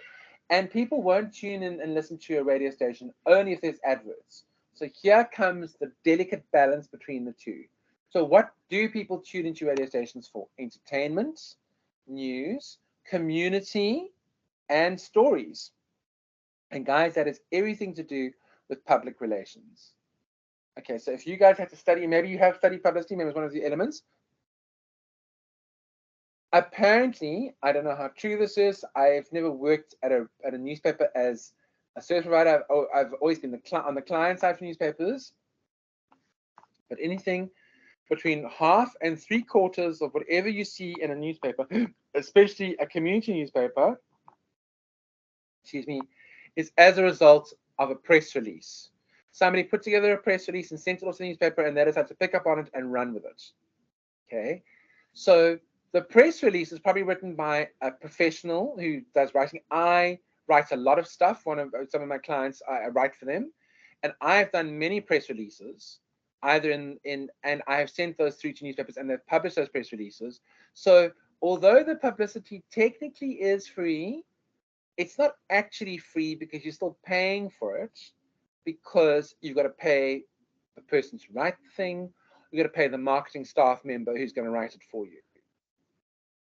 So when an SPCA or a children, Medicine Without Borders, or a children fund, protect children, etc., do these things, technically, when somebody places an advert, not an advert, a publicity piece in a newspaper, or runs a story about them on TV or radio or on social media or YouTube or whatever it is, okay, technically speaking, it's free, but actually it's not really free. You're not paying for the space or the time, but what you are paying for is you are paying for the service to be rendered. Now, again, as well, just to let you guys know, the difference between PR publicity, or specifically publicity and advertising, is which one is more effective. They're effective both. The advertising can be very effective. Remember what I said to you guys previously? When do we pay attention to adverts? When we have need of the product or service. Go and test yourselves. Go and check this information out and go test yourselves. If you have an advert for a product or service that you need, you'll be more inclined to look for those products and services or those adverts, and be more inclined to pay attention to those adverts. So, for example, let's make it contemporary, and let's do two examples: a digital example and a non-digital example. Let's say, for example, you're looking for to put a new kitchen into your place. Okay, and you type into YouTube tips for creating a new kitchen at low cost. Okay, and 50 channels pop up, kitchen makeover channel on YouTube, and then some person like, hi, nice to meet you. This is what you can do. Please subscribe, and please like my stuff, and please share this video, etc., etc. Okay, and then what will often happen is you'll get that information off of YouTube, and you'll be driving up the road, and you'll be in your car or on the bus or whatever it is, and you'll see a street pole advert, and it'll say, kitchen company, Easy Life Kitchens, as an example. We do kitchen installations. And you'll pay attention to the advert because you suddenly now want to install a new kitchen. You're paying more attention to the advertising messages because you have interest in high engagement in terms, and lots of salience in terms of wanting to engage with that product or service because you have need of it. Remember, it boils down to what you need, okay? And then, of course, what you want. So it's really important for you to be able to see how those two interact together. Now, sometimes what you'll notice, I don't know if you guys have noticed this on your YouTube travels, but I've noticed them on mine. If I'm logged into my YouTube, my Gmail profile, as you know, YouTube is now part of Google. If I'm logged into my Gmail profile and I type in, okay, I don't know, healthy food for dogs on a Google search, then the next time I either go into my Gmail account, there'll either be dog adverts there at the top, in that sponsored section of the Gmail account, because Gmail's free, or I will start seeing dog related material pop up into my YouTube channel or my YouTube homepage. And I start seeing, because Google is feeding the information, cross-pollinating information, and using algorithms to help you find content that you most want. Or, for example, I'll type something related to, healthy food for dogs into my YouTube feed, and then I'll see it coming up on my Gmail account with whatever it is. So this is an example of integration, and this is why the lines have become so blurred, because even a medium like Google, technically speaking, guys, okay, YouTube is, what is YouTube? Is YouTube a TV station? Is it an advertising medium? Is it digital space? What is it? So if I create content and put content onto my YouTube channel, excuse me, is that advertising? I didn't pay for it. So no. Is it publicity? Yeah, after a fact, it is. Can be. Is it social media? Because YouTube, technically speaking, is social media. It's a social media platform, especially these days, because you've got YouTube Shorts, and you can respond to people and tag them and that kind of thing. Is it social media? Yes. So it's not really advertising, although you can boost your views by buying advertising through Google, which in that case then makes it advertising. It's publicity. Is it promotion? Maybe not really, but it sort of kind of is. Is it sales? If you've got merchandise for sale on your YouTube channel, then wouldn't that be sales? Okay, and is it personal? Is it direct marketing? Well, to people who subscribe, yes, they will get the feed and they'll say, okay, this guy's released a new video or some new information. So you can see, guys, the problem is the lines have become very blurred. Okay, and this is why we have to integrate across media channels in this day and age to prevent these blurrings from stopping us from connecting properly with our audience. Because if we only focus on one media now, then of course we're not going to get through to people. Now, the other side is also true. I've spoken to and dealt with lots and lots of people who've often advised, if you're like a one-man show and you're not really running a big company, don't focus on too many social media if you can't run them properly. Rather focus on one well than what you sign up for. I mean, I don't know if you guys know Meta, which is obviously Facebook, has now come up with a new thing called Threads, which I think is a take on, what is it? Is it like a, I don't know, but it's one of the other medias. Oh, it's like a Twitter thing. That's right, it's like Twitter. Now Elon Musk wants to sue them because how dare they? They're not doing like a Twitter thing, and this is not right, and etc. etc. etc. But I haven't even looked at Threads. I'm not even going to look at Threads because I just don't have the time to worry about another social medium that is either going to pick up or not going to pick up. I had a chat with a marketing woman in the United States about a year ago, and she said to me, Rob, I don't focus on TikTok because it's not my market at all. The market that I serve does not use TikTok. They don't use TikTok. Now, you guys are all young. You guys probably all use TikTok. But the thing is, are you growing a channel there? And are you promoting that channel using just really good content that people are subscribing to and liking and sharing and following? Or are you boosting it, in which case it becomes advertising? And what exactly is it?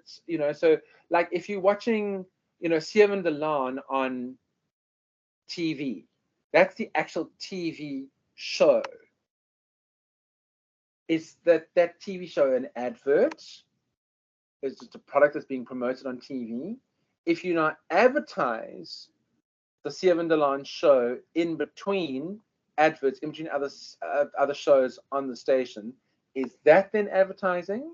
If you put up a big billboard and say, watch Seven Delan SABC2, that's advertising because you paid for it and it's a different medium that's not related. But what we often find here, and this is where integration becomes tricky but also becomes sort of easier, a lot of media companies work in huge conglomerations where they own all the elements of the media and the marketing mix, marketing communications mix. So you have a company like Time Warner, AOL, and I think they've split now, whatever it is, but they will own websites, they will own TV channels, they'll own radio channels, they'll own newspapers, like the Rupert Murdoch, his lots of people, that group. They'll own multiple media across multiple platforms across multiple continents, across multiple places. Okay, and they are this big conglomeration. And if you sign up with them, you won't just be using, TV or radio. It's a whole bunch of things. It's newspapers, it's magazines, it's online, it's digital, it's web, it's etc., etc., etc. So those are all examples of integration and all examples of stuff that works together and also doesn't work together. I'm just having a sip of my tea, so please excuse me. I have a slug of my tea.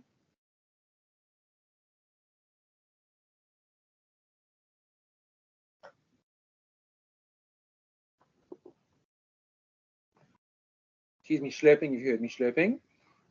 Okay, so guys, these are all examples of an integration thing. And again, let's take it back to the Coke sort of half case study.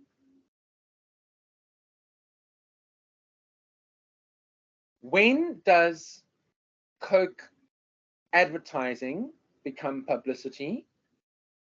And when does, so let's say, for example, and I haven't seen Oppenheimer, I'd like to go see it, but I'm not prepared to pay 125 Rand for a movie ticket because it's just ridiculously expensive. Okay, so let's say, for example, Oppenheimer does drink a Coke in the movie Oppenheimer. Okay, and that's advertising for Coke. Now a journalist picks up on that Coke promotion and writes a critical article about Coke being promoted in Oppenheimer and says the use of Coke in the Oppenheimer movie is irrelevant and unnecessary product placement. And it's a bad idea. Okay, I think it detracts from the movie. Okay, so now the journalist who's written the article has created publicity around Coke. Now there is a saying, you guys may have heard this before, no news is bad news. Okay, and that saying has a double meaning to it. There's a double entendre, double meaning to it. Okay, what they mean is no news is ever bad news. In other words, even if it's negative news, it can still work very well for you. Think of something like Charles Manson. Charles Manson murdered, or some of his followers murdered a pregnant woman in the 1970s called Sharon Tate. He ended up in jail, had a swastika on his arm, looked like he was like really evil kind of guy. Okay, he was a wannabe musician. He released an album or a song in prison that sold tens of thousands of copies because people wanted to buy it because they wanted to hear his satanic music, whatever it was. He had women swooning over him, fawning over him, wanting to marry him in prison. He became a celebrity. He became a sensation, a negative, evil celebrity, but he became a sensation simply because he was involved in the murder of a pregnant woman and actually slit her open so that also then killed her baby. I mean, the most horrendous crime that's happened in Los Angeles in the 1970s. Horrendous, evil crime, okay? And yet he became famous for it. So when we say no news is bad news, we're saying that even though he got all this negative publicity and all this negative energy, which would constitute bad news, it's not bad for him because it promoted his brand. He sold albums, he sold, he got people donated money to him. We still talk, here we are, he's already dead a couple of years. We're still talking about him in a marketing class in South Africa. He is from the United States, etc., etc. So look at Harry and Meghan, for example, as well. So Harry and Meghan have now probably damaged their brand, but Meghan still gets a fair amount of money. I mean, she earns, excuse me, her show with Netflix and his book, which is so negative. Yeah, I think he paid $20 million for his book, and they of course made $100 million from their Netflix series. I never watched it. For 6 episodes, that's like $16.5 million per episode of Netflix, like 1.5 hours or 1 hour. It's insane amounts of money. So even though Harry and Meghan are not particularly well liked, they're known, everybody knows who they are. And if Harry had to go back to his father now and say, oh, Dad, I'm sorry, maybe he's ever taken back. It's like the Kardashians. I couldn't think of anything more hideous than Kim and Kanye, who are no longer together, and whatever it is. I don't care about the Kardashians. People love it. people can't. There was some woman who went onto YouTube and said she was dissing Kim Kardashian, and people are like, how dare you? I'll come there and beat you up. Who do you think you are? Etc. etc. People love it. I don't think there's anything to write home about the Kardashians. They're all multi-billionaires because of all the endorsements that they get, because they're brands, they're promoted. So even though it may be negative stuff, it's not bad because at least they're getting promoted. So that's what the one thing means. We say no news is ever bad news, but no news is bad news has the other meaning, which is as follows. No news, if you don't get news, if you're not heard about, if nobody knows who you are, that is bad news, because nobody knows who you are, nobody can understand your brand, nobody can promote your brand, nobody knows what you are. And it's something that a marketing expert a couple of years ago said to me. He said to me, Rob, obscurity, not piracy, is the big issue. Rather, if people steal ideas from you, okay, rather let them steal ideas from you than what they don't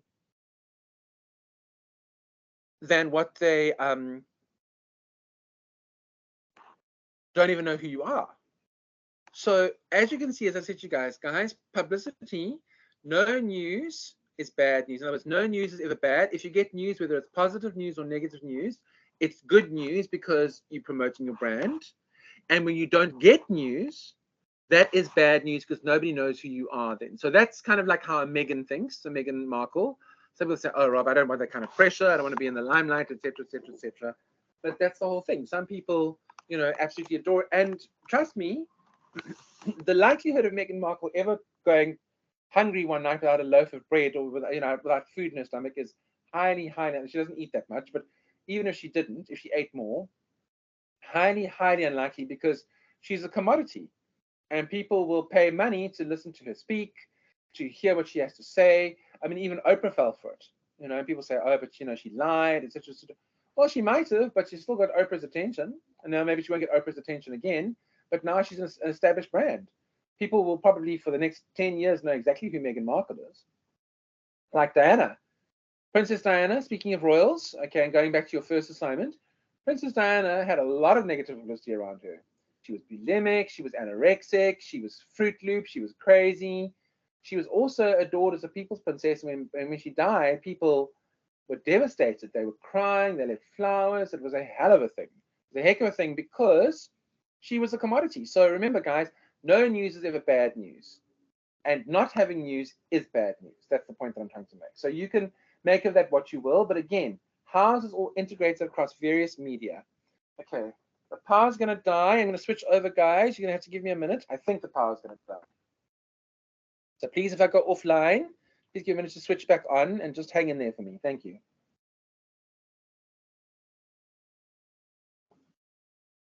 If the power goes off, I don't know if it's going to go off.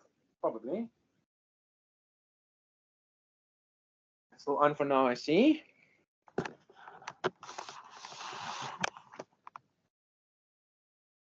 Okay, so then, guys, the next element of the marketing communications mix is promotions. Now, promotions, this includes anything where you're sort of having direct face-to-face contact, but you can also have an online promotion. It's not necessarily a promotion that is not online. Okay, in some cases, if it's an online promotion, and you also get different types of promotions. So an event can be construed as a promotion. Okay, so the Rugby World Cup, the Soccer World Cup, the Olympics, those are all examples of events that could be used as promotion. So if you look at the Soccer World Cup, I think Coke is a sponsor, I think McDonald's is a sponsor, I think Sony's a sponsor. Okay, whatever it is, those are all examples of promotions. But is it also advertising? Yes, it's all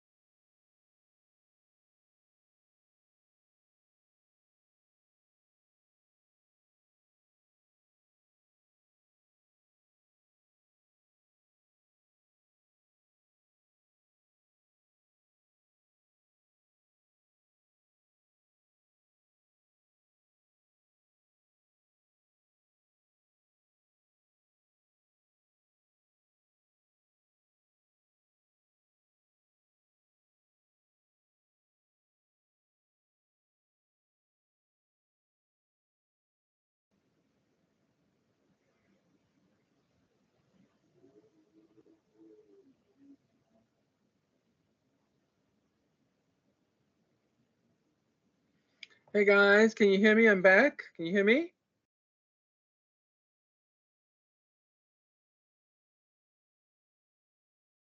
Dennis, can you hear me? Lindiwe SRC, can you hear me? Can you hear me? Hello, can you hear me?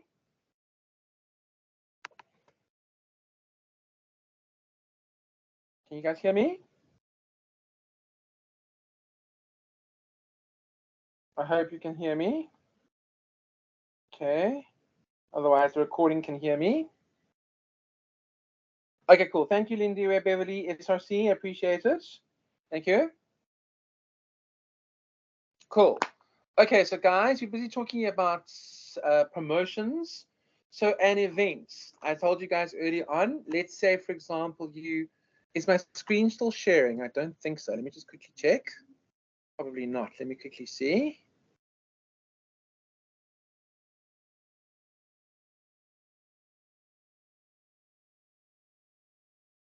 Okay, I'm sharing again now, so you should be able to see it. Okay. So guys, you're dealing with promotions.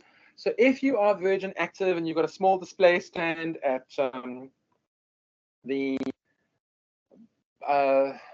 Benmore Garden Shopping Centre or Benmore Centre, you have 2 staff dressed in Virgin Active t-shirts with the Virgin Active logo, and they've got pamphlets, and they've got a little bouncing ball there, and they've got a little display, and they've got teardrop banners, etc., etc., etc. Is that advertising? So the logo on the t-shirt, is that an advert? That's merchandise. Is an advert? Technically speaking, it is advertising. It's the logo, but it's merchandising, which is an element of the promotion itself. Okay, you got merchandising. The pamphlet is an advert, okay, on a piece of paper. The teardrop banner is, technically speaking, it's a banner. It's got logo, but it's also an advert. Okay, but you can see the lines here already become quite blurred. So is that now a promotion or is it an advert? It's a promotion. And what specifically? It's really more a sales promotion, you know, to increase personal sales more than an event. If they had to have you know, walkathon, you know, gymathon, you know, sort of aerobic session over there, or a, you know, a flash mob, okay, where you get people who walking through the center. The next minute, YMCA comes on, and the next minute you got people dancing and up and down, and all of a sudden it's actually a promotion for Virgin Active, and they're doing a flash mob. Is that an advert? Is that an event? Is that a sales promotion? So that's where the lines are. So I would say that's an event. You specifically, when you're putting your marketing strategy together, you say, let's have an event where we promote the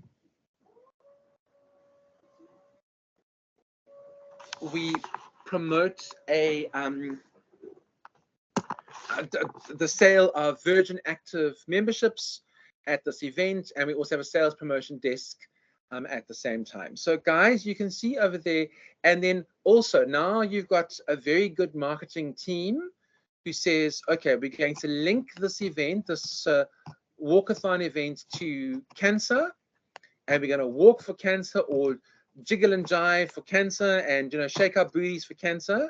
And what you do is you have a flash mob, and they're all, you know, mincing their buns and jiggle, jiggle, jiggle, all the rest of it. And at the same time, you're also promoting and saying, guys, please, if you want to sign up for a Virgin Active, you know, contract, but we're going to donate 10% of what we're making today to the charity, and then the charity event gets promoted.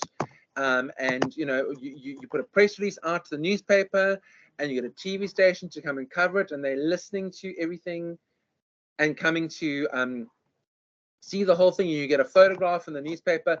Can you see now that what you've done is you've had a sales promotion, okay, which is designed to increase sales, to increase awareness of the brand. It's also led to advertising, okay, and it's also given you publicity, because people will listen to and see the newspaper, you know, pictures, and the YouTube channel, and so guys, this is all examples of integration. Okay, and a very good example, which I'm going to try and cover with you guys in class. Coca-Cola did a campaign a couple of years ago where they got an oversized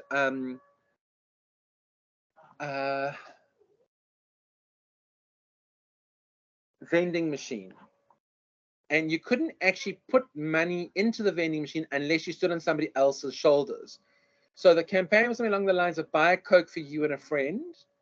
You had to actually get on somebody else's shoulders to throw the money into the machine. The machine would spit out 2 Cokes, and then it would be for you and your friend. And people loved it. They went crazy. I think they put it in a couple of colleges. People took photographs. They filmed it. They put it on YouTube. They put it on Facebook. They put it on Instagram. They loved it. It was a hugely, hugely successful promotion because it combined a whole bunch of things. It was a promotion, 2 Cokes, you know, like buy yourself, you and a buddy a Coke. Okay, and then it was the adverts, so the branding on the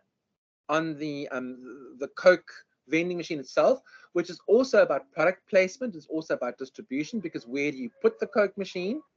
If the Coke machine is not in the right place at the right college, who's going to actually come there and come and see and come and pay attention to buying the Cokes? Okay, then you have the publicity. A whole bunch of articles were written about it, and then of course people put it onto social media. So that would be your personal or your direct marketing. Okay, so this is a great example, guys, of a promotion that can also become an event.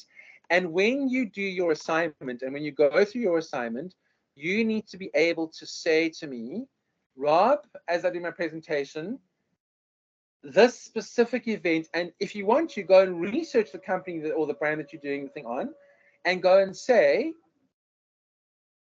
this is the event that they did. Okay, these were the results that they got for the event that they did.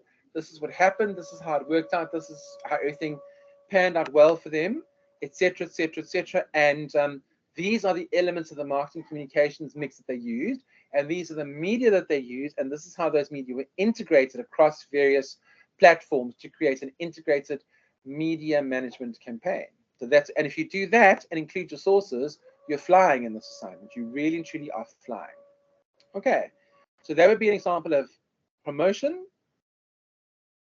Personal sales, guys, again, as well, that's all about sales.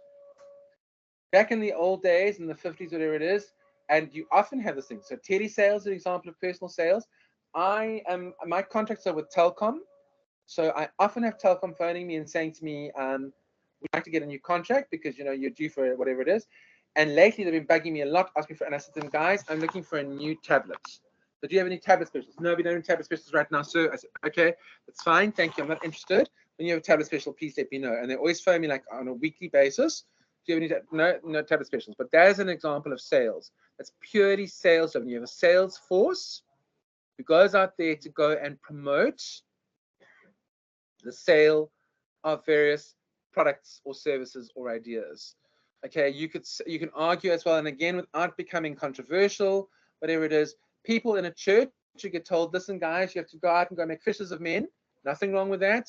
Like I said, this is an apolitical, religious class. They are your sales force. They are going out to go and win new converts. All those missionaries that went to the New World, they went down to South America. So South America is very Catholic, because it's mostly Spain and Portugal went down there, were Roman Catholic. They went down there and they tried to convert the locals to Christianity.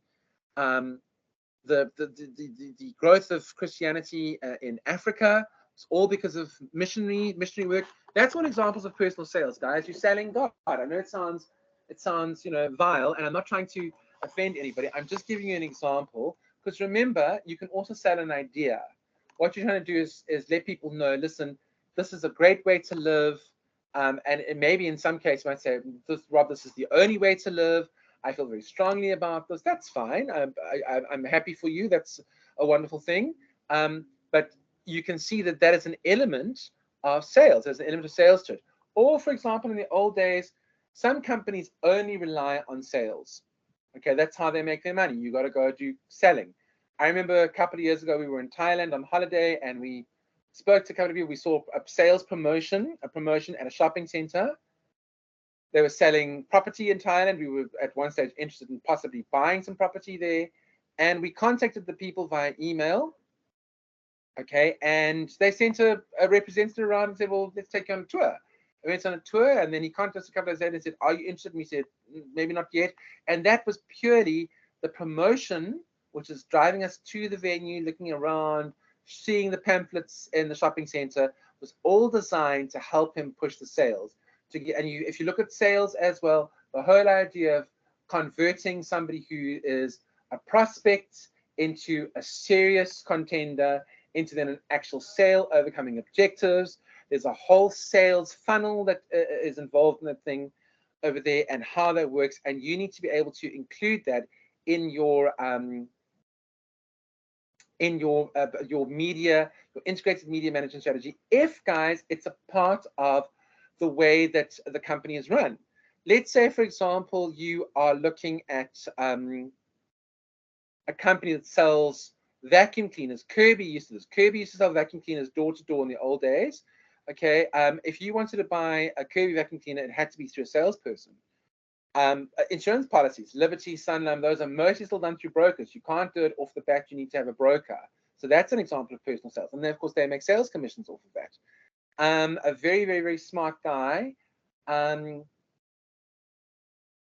who made a lot of money from personal sales, also a very good writer, has written a couple of really good books, has said personal sales is a great way, for you to make a good income. So personal sales even still work today.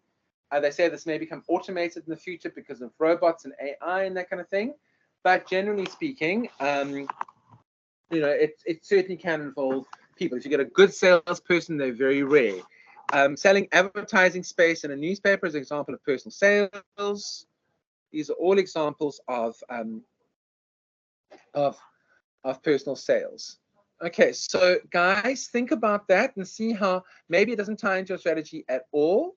Maybe it does. So, for example, in the case of Coke, which we've been talking about, Coke doesn't have a personal sales force. They have distributors who will sell in bulk to shopping centers and to retailers and that kind of thing. Okay, but you get that. They won't be selling door to door a bottle of Coke. But then what happens is when you put the fridge into the cafe, okay, and you're advertising the thing and it's available for you, the drink practically sells itself because they've done so much work. Think about a brand that's 136 years old, 137 years old this year. Okay, think about it. It's phenomenal how they're able to do what they're able to do. Okay. Should we have another sip of my tea? I hope I'm not slurping too much. All right, so guys, those are your personal sales. Finally, you have your direct marketing, which includes social media, and this is why we call it personal. So anything over here that will include personal communication with you, very easy to get hold of you personally. An email, dear Rob, how are you? Are you interested in with link to whatever? So a lot of companies say your database is your most valuable asset. Quite frankly, I think they're very overrated. If I see lots of spam emails from people, I tend to unsubscribe or delete them. Okay, so, but a lot of people say it's very successful and it can drive personal sales. It can drive awareness of certain things. Okay, so email marketing falls under direct marketing. Social media campaigns, which can be very targeted. That's one thing about digital media, which is much better than non-digital media. You can tell how many people are using the medium. So if somebody, you can say to Facebook or Google or YouTube, whatever it is, I want to target people between the age of 18 and 24 within a 5-kilometer radius, and this must be the demographic, and this is how much money they earn, etc. In some instances, Google can drill down and give you those very, very, very specifics. Maybe not always in terms of income or whatever it is, but often they can drill down in terms of gender, age, sometimes race, certainly geographic elements, so they can make it very, very, very specific. Now, in the not too distant future, AI might be able to do the same. So you may have a digital advert on a billboard in a shopping center with a camera that looks at eye movements and can tell if you've actually scanned the advert. And they'll say, okay, this person scanned the advert, read the advert. The average length of contact on the advert was 5 seconds or 10 seconds, whatever it is. And you can see. You can already do this with Google, with YouTube. You can tell how long somebody watched your video for. So if you have some video content on YouTube, you can tell where they came from, how old they are, which city or country they're from, how they found the advert, how long they watched it for, when they dropped off, how many people subscribed because of the advert that you placed, how many people shared it, etc. So it becomes very easy to do with AI. Okay, so that is one of the benefits of the whole thing. And you really need to think about how that all sort of fits together with all the other elements of your marketing communications mix. So guys, then just also to let you know, in terms of the in terms of these elements over here, it is no longer an option to integrate media. And I hope I've made that really clear to you today. So when you do your presentations and when you do your assignment, you need to please make sure that you are showing me how, if I ask you the question in your assignment, students, okay, how has this company integrated their media and why have they done it and to what extent and with what effects? You need to be able to answer that question as best you can. Now, you may not have all the details, but you can at least answer the question, because I need to tell you, let's say, for example, you decide in your assignment you're going to use a difficult brand, or let's say you now next year go out into industry and you go now do work for a company that has no clue whatsoever. They are starting at absolute scratch. How would you put together a strategy for them that helps them to go from 0 to the proverbial hero on a very limited budget, if at all? See, this is one of the things as well. Okay, if you are low budget or 0 budget, which elements of the marketing communications mix are you most likely to use? Well, publicity, because it's technically free, and direct marketing, because technically it's very low cost. Okay, so you can do YouTube videos for free, you can do social media for free, etc., etc., etc. So to get your message out. Personal sales then, because you can become your own sales force. Okay, promotions then probably is the next one that's not quite as expensive, and advertising, of course, is the most expensive of the lot. But doing them all together, that is really expensive. But if you have a company that has no clue, you need to sit them down and start them from scratch. That's one of the things I always say to people. If you come to me with absolutely no idea, I can take you from A to Z and help you with every single step of your entire marketing function. From designing a logo, to building a website, to putting content on the website, to social media, to integrating all your channels, to doing your business cards, to doing advertising, to putting together a strategy. And I've done this quite a lot for clients. The only problem is most of the time clients don't understand it, and most of the time clients are not prepared to see it through. So I had a client once who said to me, oh, but I'm not happy about the strategy. I said, well, unfortunately, client, you're tying my hands. Either you need to give me direction and tell me how you want to implement the strategy, or you need to give me the freedom to implement it as I see fit, and then just give me free reign. Neither of which, I didn't get either of those from her. So of course the strategy didn't work, because she didn't want to give me free reign, but she also didn't tell me what she wanted. So I'm like, I can't help you then. So eventually what happened was, it didn't end badly. She's still a client of mine, but let's just say that it's definitely scaled down on what she can and can't do. And I said, well, this is unfortunately. So remember, guys, part of your job would be to educate people on what you need to do in order to be successful in the media management field. Okay, so I hope this, guys, gives you some perspective and teaches you what you need to know about these elements. But guys, this is the crux of your assignment. And I would say this for those who are still here in the class. If you have not included one of the elements of the marketing communications mix when you present your assignment, I'm probably going to turn around and say to you, okay, student, why haven't you presented a personal sales strategy? And then you need to be able to say to me, because Rob, this company doesn't use personal sales. Okay, I'm going to say, please elaborate. And you say, well, it's Merck. Merck doesn't need to do personal sales. The cars practically sell themselves. Okay, if that's what you say. What about the salespeople that are, when you walk into the dealership and they say, oh, I want to take it for a test, but isn't that a personal sale? Yes. You need to be able to justify to me why you just said you're not going to use a personal sales strategy. Okay.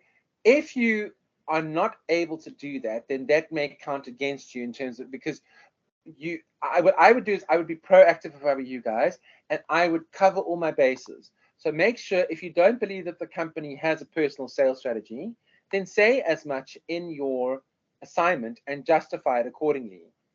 Okay, because you might say, well, Rob, if you have a look at Fanta, which is actually a sub-brand of Coke. Fanta doesn't do personal sales. That's true, they don't. Okay, they don't have people running around personally selling Fanta, unless you know that they're selling food. They say if you want to drink with your food, so that could possibly be.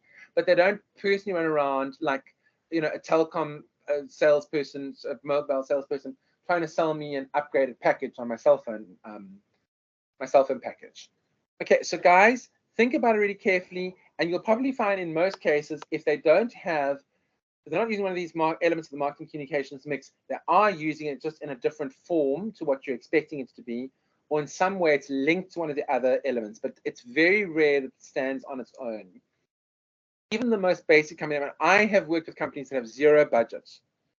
Okay, so they do very little advertising, very, very little advertising, the smallest little bit, if any. They do a fair amount of publicity when they can. Okay.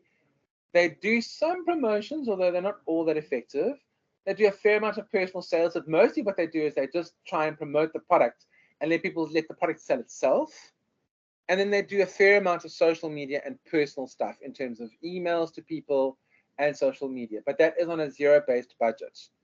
But even there, okay, the company, the specific company that I'm talking about that I do work for, they have a website which is paid for advertising.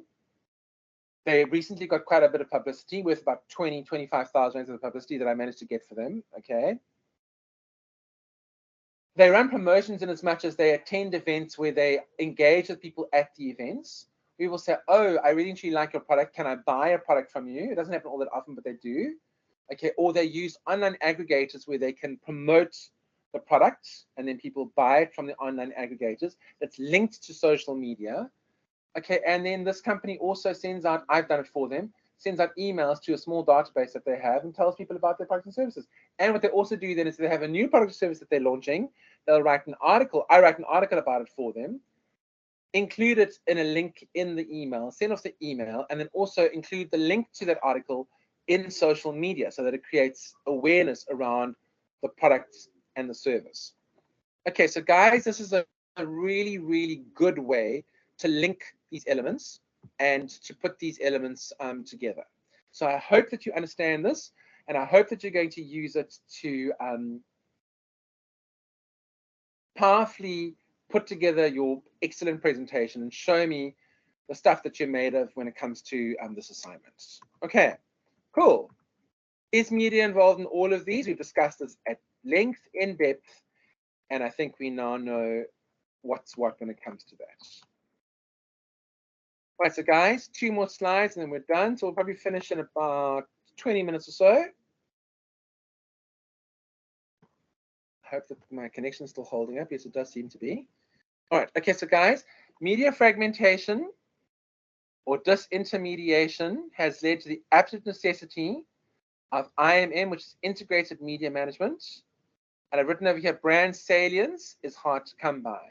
Now, a definition of brand salience is the brand that most comes to mind in a buying situation. You might also refer to it as top of mind awareness. When it comes to a buying situation, what brand most comes to mind? And in some cases, if you're talking about an FMCG, which is a fast moving consumer good, okay, if you're running into ShopRite or Checkers or Pick and Pay or Woolworths, whatever it is, and you need a cleaning agent for your dishes, What's the brand the most? Well, probably Sunlight Liquid. These days I use Surf. I like Surf, which is also done by Unilever, so it's the same company. Okay, but Unilever, excuse me, puts them on the shelf next to each other. They cost the same amount of money. I like the Surf because it's blue and because it also washes just as well as Sunlight. But the brand that most easily comes to mind, also because it's been around for such a long time, is Sunlight Liquid. Because it's squeaky clean, it's got a little bit of lemon in it, and you makes your dishes nice and clean. So Sunlight Liquid is a great example, okay, of a brand salience. Excuse me, if I said to you, I need to run into the shop to buy an ammonia-based cleaner to clean the bath and the sink and the toilet, what's the first thing that comes to mind? Handy Andy, because that's probably the most well-known brand. Not necessarily the best. I like Handy Andy again as well because it works very well, more than the other stuff. But sometimes there's a special on a promotion on the ShopRite no-name brand or the Pick and Pay no-name brand, then I'll switch to that. Again, as I'll take that in terms of the development and the existence of non-loyalty when it comes to brands.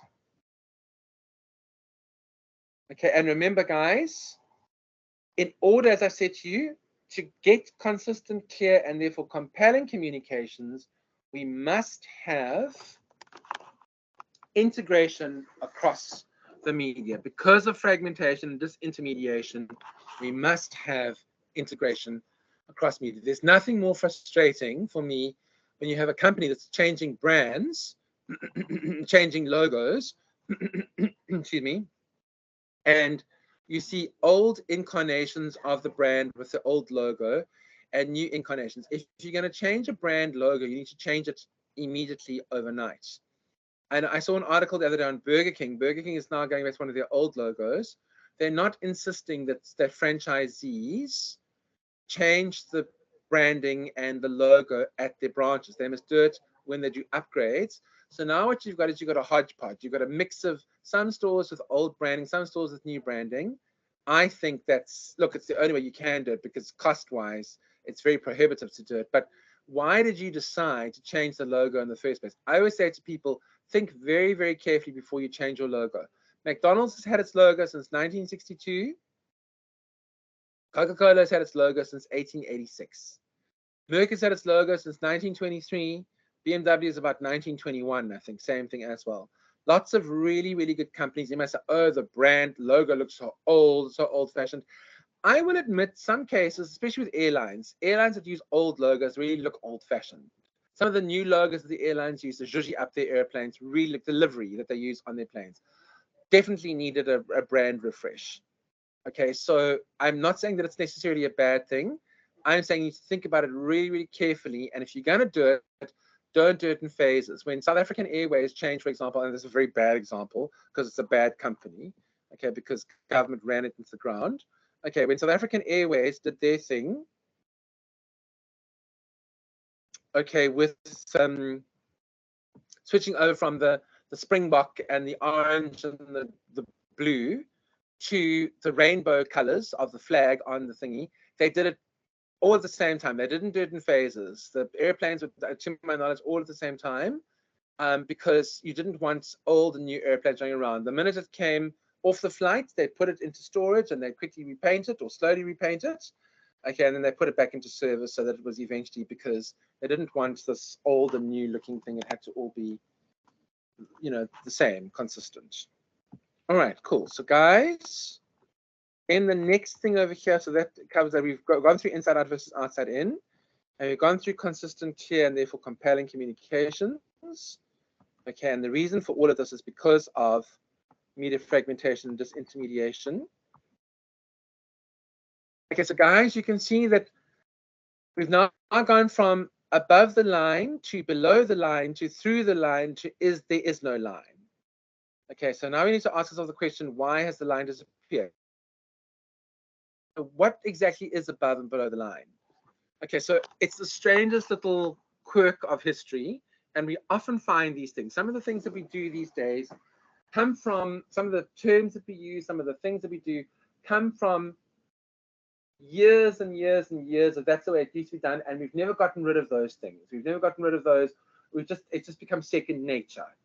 Okay, so in the old days, when you hired a marketing company, having a sip of my tea, hold on for me, please.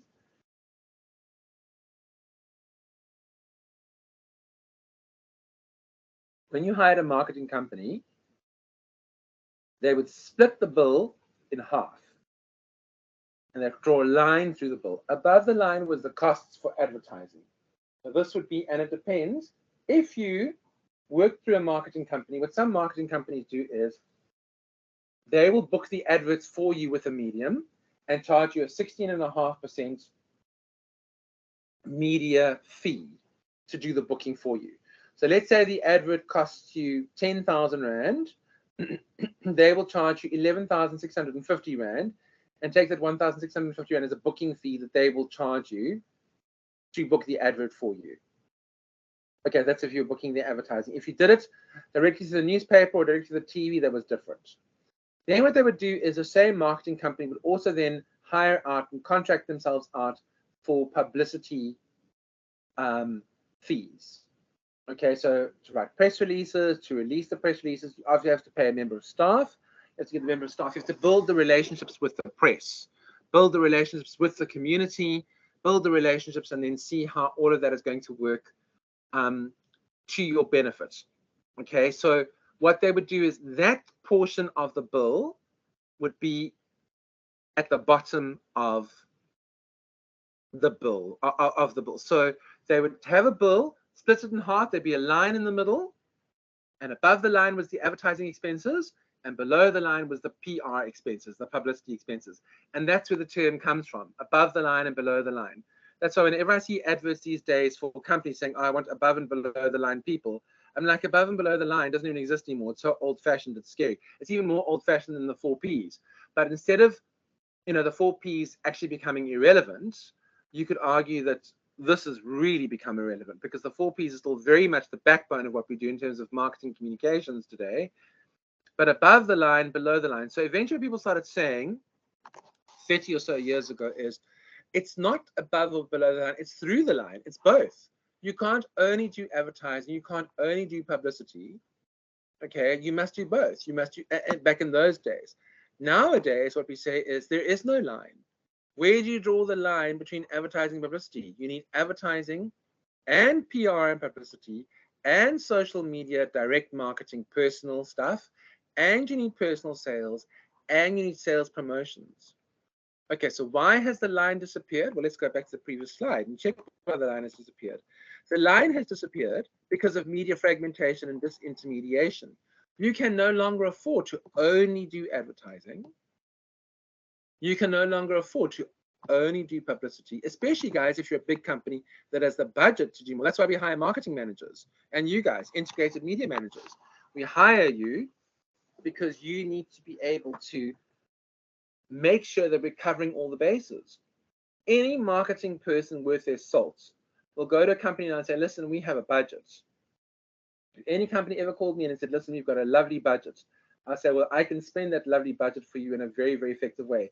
I remember I walked into a job interview once, and the lady who did the interview, she was going to hire me, or she's one of the people who was going to hire me. She said to me, you've got a 2 million Rand budget to do an exercise.